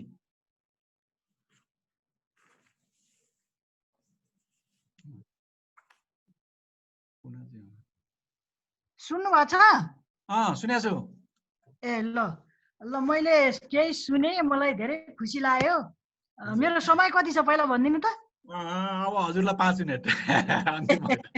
धेरै धेरै धन्यवाद तपाईँहरूलाई यो बैठकमा मलाई मेरो विचार राख्ने, मेरो अनुभव राख्ने समय दिनुभएकोमा म धेरै धेरै धन्यवाद दिन चाहन्छु। र पहिलो कुरो म के भन्न चाहन्छु भने भू उपयोग विधेयकमा छलफल गर्ने क्रममा कृषियोग्य जमिन बाँझो रह्यो गाउँ गाउँमा। अब त्यो बाँझो रहेको जग्गालाई अब जरिवानाको रूपमा जरिवाना गर्ने भन्ने विषय समावेश भयो। अब हामीलाई के लाग्यो भनेदेखि कतिपय गरिब 2-4 कट्ठा जग्गा भएका युवाहरू बाहिर खाडी र साउदीमा छन्, तिनका बुवा आमा बुढाबुढी छन्, बच्चा बच्ची छन्, तिनको जग्गा नि बाँझो हुनुभयो, तिनले कसरी जरिवाना तिर्न सक्छन्? त्यसमा यसको विकल्प खोजौँ भन्ने छलफल भयो हाम्रो समितिमा। त्यो भइसकेपछि अदिया बटिया पनि नजानी अब भूमि बाँझो रहने भयो भनेदेखि एउटा विकल्पको रूपमा भूमि ब्याङ्क भन्ने शब्द चाहिँ हामीहरूलाई त्यहाँ सुझ्यो र त्यो शब्द चाहिँ राख्यौँ हामीले। त्यो भूमि ब्याङ्कको विषयमा समावेश भयो। यसको अर्थ यो नलागोस् कि हामीलाई पहिला यो अन्तर्राष्ट्रमा के अनुभव भए, कुन अभ्यास गरे, हामीले त्यसैको चाहिँ त्यो सिको गर्नुपर्छ भन्नुभन्दा पनि अन्तर्राष्ट्रका अभ्यासहरू हामीले एउटा अनुभवको आधारमा शिक्षा लिने हो। तर हामीले आफ्नै देशको मौलिकतामा, हाम्रो आफ्नै मोडालिटीमा, हाम्रो आफ्नै अनुभवहरूमा हामीले नीति नियमहरू बनाएर जानुपर्छ भन्ने भयो। यो 60 साल यो विश्व ब्याङ्कको चाहिँ अवधारणा अनुसारको यो भूमि ब्याङ्क भन्ने हामीलाई त्यति बेला यो छलफलमा यो हामीले सोचे पनि होइनौँ, यो हामीलाई यो लाग्या पनि छैन र यो हामीले भोलिका दिनमा यो अनुसार गर्ने भन्ने पनि होइन। यसमा म एउटा स्पष्ट पार्न चाहन्छु। र यसको उद्देश्य भू उपयोग ऐनमा समावेश भएको भूमि ब्याङ्कको उद्देश्य भनेको भूमिको वर्गीकरणमा सघाउने र उपयोगविहीन भूमिको रेकर्ड लिए खेती गर्न चाहने भूमिहीन र साना किसान, सीमान्त किसानहरूलाई प्राथमिकतामा राखी जमिन उपलब्ध गराउने र त्यसको सहजीकरण गर्ने। त्यसको सहजीकरण जमिन कसले गर्ने त भन्दा स्थानीय तहले गर्ने, जसलाई अब हाम्रो पोलिटिकल रूपमा त राजनीतिक रूपमा हरेक मतदाताको घरमा गएर थाहा छ भनेपछि कसको जमिन कस्तो छ, कसको जमिन कति छ, कति बाँझो छ, कति खेती गरेका छ भन्ने रेकर्ड त स्थानीय तहलाई हुन्छ। त्यसो हुँदाखेरि त्यो स्थानीय तहले त्यो जमिनको रेकर्ड गर्ने र त्यो जमिनको रेकर्ड तथ्य डाटा सबै सङ्कलन गरिसकेपछि भूमिहीनहरू, हाम्रा पाखुरा छन्, हाम्रा श्रम छन्, हामी खेती गरेर खान्छौँ, हामीलाई भूमि चाहियो भन्ने साना किसानहरू, बेरोजगार भूमि किसानहरूलाई त्यो भूमि उपलब्ध गराउने। हुनसक्छ हामी यो नयाँ मोडलमा नयाँ अभ्यासमा छौँ। त्यसकारण हामीले विधिमा कसरी जाने, व्यवहारमा कसरी जाने भन्ने हाम्रो नयाँ विशुद्ध नयाँ अनुभव र नयाँ अभ्यासको विषय हो। त्यसो हुँदाखेरि त्यसमा स्थानीय तहमा त्यो भूमि ब्याङ्क अनुसार त्यहाँ 2-4 जना कर्मचारी बसेर त्यसको रेकर्ड तथ्य डाटा लिएर त्रिपक्षीय भनौँ, अब 2टा लिने दिने भए र समन्वय गर्ने समन्वयकर्ता स्थानीय तह हुने भयो। त्यो अनुसार चाहिँ त्यसको मोडालिटीबाट हामी जान खोजेको सोचेको अवस्था हो। र अहिले पछिल्लो चरणमा नीति कार्यक्रम र बजेटमा भूमि ब्याङ्कको कार्यक्रम समावेश भएपछि र यसको मोडालिटीमा को विषयमा छलफल हुनु स्वाभाविकै हो। मैले पनि त्यो कम्पनी मोडेलको रूपमा लैजाने भन्ने कता कता गाई छुस्स सुनिसकेपछि होइन यो त के हो त, यो हाम्रो सोचाइ, हाम्रो उद्देश्य, हाम्रो त एउटा हो, तर यो कहाँबाट कसरी आयो? फेरि उही कर्पोरेट, फेरि उही हुने खानेहरूकै हातमा चाहिँ भूमि जाने र साना किसानहरू चाहिँ फेरि उही दास हुने, अनि जमिन चाहिँ उही हुने खानेको हातमा लिएर मालिक हुने, अनि भूमिहीनहरू साना किसानहरू चाहिँ दास भएर बस्नुपर्ने स्थिति आउने त होइन कतै भन्ने आशंका जन्मियो। त्यसो हुँदाखेरि अब यो अदिया भटैया भइरहेको खेती प्रणाली कतै खलबलिनी हो कि कतै यो नसोचेको अवस्था आउने हो कि अहिलेका मोही जोता किसान पूर्ण त मजदुरमा रूपान्तरण हुने हुन् कि त्यस्तो व्यवस्था हामीले सोचेको खोजेको होइन। जमिन फेरि धनी र अब गरिबको बिचमा फेरि ठुलो खाडल हुने हो कि कतिपय मलाई यो भन्न मन लाग्यो कि कतिपय हुने खानेहरू किसान हुन खोज्ने र जो किसानमै हामी खेती गर्छौँ भन्ने कृषकहरू जस्तै अब थुप्रै बाहिरबाट विदेशबाट युवाहरू आउँदै हुनुहुन्छ, उहाँहरू युवा कृषकहरू बन्नुहुन्छ, उहाँहरूलाई पनि हामीले कता व्यवस्थापन गर्ने, उहाँहरूलाई कसरी रोजगार दिने, त्यो सबै उत्पादनमा हामी लगाउन सक्यौँ भने खाद्यान्नको पनि उत्पादन हुन्छ, रोजगार हुन्छ। उहाँहरू पनि एउटा भूमिमा एउटा प्राकृतिक स्वस्थताको रूपमा पनि उहाँहरू जानुहुन्छ। त्यसकारण यो कम्पनी मोडलमा कुनै पनि हालतमा जान दिनु हुँदैन। यसो भयो भनेदेखि यो फेरि राम्रो हुँदैन। मैले अघि पनि भने यो दोहोऱ्याइन। त्यसकारण उत्पादन वृद्धि कसरी गर्ने त भन्ने विषयमा उत्पादन हुने जोतको आधारमा भूमिहीन र साना किसानहरूको समूह वा सहकारी पनि त छ त। हामीले यो पनि एउटा अभ्यासमा गइरहेका छौँ। त्यसकारण उनीहरूलाई खेती गर्ने विशुद्ध खेती गर्ने मान्छेहरूलाई खेती गर्न दिनुपर्छ। त्यही कारण हामी यो अभ्यासमा छौँ र स्थानीय तहमा केही ठाउँहरूमा 8-10 ठाउँहरूमा हामी पहिलो अभ्यास गरौँ न त यसलाई। र यो अभ्यासबाट प्रतिफल के आउँछ, परिणाम के आउँछ, त्यो अनुसार फेरि हामी यो नीति अनुसार यो कानुन अनुसार जाउँला। तर मलाई के लाग्छ भनेदेखि भू उपयोग ऐनको उद्देश्य यसको चाहिँ हाम्रो चाहना, यसको भावना, यसको स्पिरिट भनेको यो कम्पनी मोडलमा होइन। कम्पनीमा हामी किताब त पढ्छौँ, थ्योरी पनि पढ्छौँ र हामी प्र्याक्टिकलमा पनि जान पर्यो। अलिकति मलाई के भन्न मन लाग्यो भनेदेखि हामी विगतमा जनताको जनतन्त्र जनजीविका भन्यौँ, हामीले जनतन्त्र भन्यौँ, हामीले अब नयाँ जनवादी व्यवस्था भन्यौँ, समाजवादतिर उन्मुख गर्ने भन्यौँ, हाम्रो अर्थनीति, हाम्रो आर्थिक कृषि नीति भन्यौँ। अब यो अहिले परिस्थिति त एउटा अवस्थामा छ। अब यसलाई परिस्थिति हेर्दाखेरि त मलाई त अहिले त कस्तो लाग्छ भनेदेखि हामीले के रोप्न खोजेको के उम्रियो र अब के फल्छ भन्ने जस्तो भइसकेको छ। मलाई हाम्रो व्यक्तिगत विचारमा भनियो भनेदेखि फेरि पनि हामी अब यसलाई भूमिलाई सुधार गरेर भूमिलाई उत्पादनमा वृद्धि गरेर अब आम जनतालाई, आम नागरिकहरूलाई को हो त भूमिमा खेती गर्ने, हामी आफै भूमि छोडेर प्रकृतिभन्दा बाहिर भएर यो हरेक खालको रोगहरू पनि आएको छ। हामी स्वस्थ हुन पनि हामी भूमिमा जोडिनुपर्छ। हाम्रो चाहिँ प्राकृतिक रूपमा पनि हाम्रो जीवन कति सक्छौँ हामी यो नीति पनि ल्याउन पर्छ कि भन्ने मलाई लाग्छ। को मान्छे कति समय प्रकृतिसँग जोडिने, भूमिसँग जोडिने, यो पनि हामी अभ्यास गरौँ। त्यसो हुँदाखेरि तपाईँहरूले जुन खालको एउटा छलफल बहस, एउटा बौद्धिक व्यक्तित्वहरूसँगको बहस छलफलमा सहभागी गराउने अवसर दिनुभयो, तपाईँहरूलाई धेरै धेरै धन्यवाद। हाम्रा बुझाइहरू, हाम्रा व्यवहारहरू, हाम्रा अभ्यासहरू, हाम्रा शैलीहरू फरक फरक हुन सक्छन्, तर पनि हामी सबैको राष्ट्रको हितमा, आम शोषित उत्पीडित वर्गको र ती साना किसानहरूको हक हितमा हामी लाग्नुपर्छ। त्यसकारण हामी सामूहिक रूपमा छलफल गरेर हुनसक्छ यो ऐन, यो भूमि ब्याङ्क भन्ने शब्दले अर्को अर्थ लाग्छ भने पनि हामी यसमा पनि फेरि छलफल गरेर जान सक्छौँ। तर मैले एउटा कुरो के पनि दोहोऱ्याएँ भने यो कम्पनी मोडलमा कुनै पनि हालतमा लान दिनु हुँदैन। यो होइन, यो भू उपयोग ऐनको यो स्पिरिट र यो उद्देश्य होइन। धन्यवाद। हस्, पूर्णदिलाई धेरै धेरै धन्यवाद। अब म लास्टमा 2 मिनट समय लिन्छु र यहाँहरूको धैर्यताको लागि म धेरै धेरै धन्यवाद दिन चाहन्छु। पहिलो 2 जना प्यानलिस्ट हाम्रो सहसचिव जनकराज जोशी र राजनीतिक विश्लेषक हरि रोक्कालाई म धेरै धेरै धन्यवाद दिन चाहन्छु। त्यसै गरी जुन यसमा सहभागी भएर आफ्ना एकदमै सृजनात्मक जुन प्रश्नहरू राख्नुभयो उहाँहरूलाई पनि म धेरै धेरै धन्यवाद दिन चाहन्छु। र अन्तिम वक्ताहरू हाम्रो चाहिँ माननीय दिलबार गुरुङ र चाहिँ माननीय पूर्ण सुवेदीलाई पनि म धेरै धेरै धन्यवाद दिन चाहन्छु। समग्रमा भूमि ब्याङ्कको विषय व्यापक र सार्थक बहसको आवश्यकता छ। यसको सानो प्रयास मात्रै हामीले सुरु गरेका हौँ र यो दोस्रो हाम्रो चाहिँ सिरिज हो र हामी अर्को एउटा सिरिज लिएर फेरि आउँदैछौँ र त्यसको लागि पनि यहाँहरूलाई हामी निमन्त्रणा गर्नेछौँ। अब म अन्तिममा 4वटा प्रश्नहरू, आजको उसबाट उठेको 4वटा प्रश्नहरू राखेर चाहिँ आजको छलफललाई अन्त्य गर्न चाहन्छु।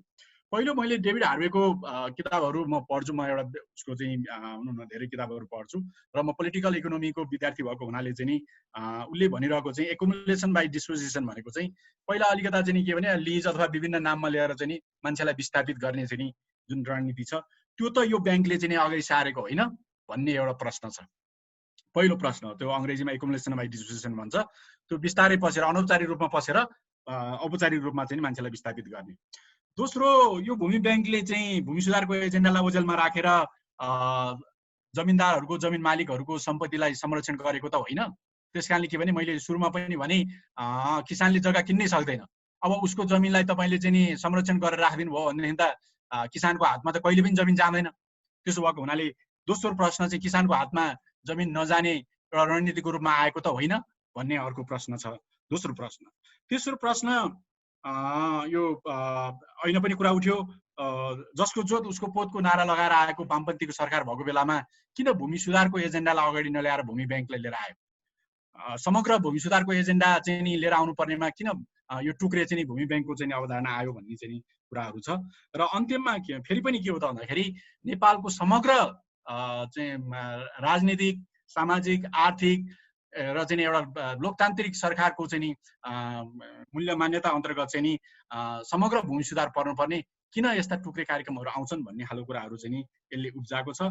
र यहाँहरूको सुझावको लागि, यहाँहरूको छलफलको लागि र यहाँले जुन दिनुभएको चाहिँ कुराहरू हामी रिपोर्ट मार्फत फेरि पनि सेयर गर्नेछौँ र हामी फेरि अर्को सिरिज लिएर आउनेछौँ। यहाँहरूले अझ चाहिँ आफ्नो विचारहरू प्रस्तुत गर्ने हुनेछ र हामी आज उठेका समग्र निचोड निकालेर हामी सरकारलाई पनि बुझाउनेछौँ। यहाँहरूको समयको लागि पुनः धन्यवाद, धेरै धन्यवाद र यहाँहरू सबै बिचबाट बिदा हुन चाहन्छु र आजको कार्यक्रम पनि सिद्धिएको घोषणा गर्दछु। हस्, धन्यवाद।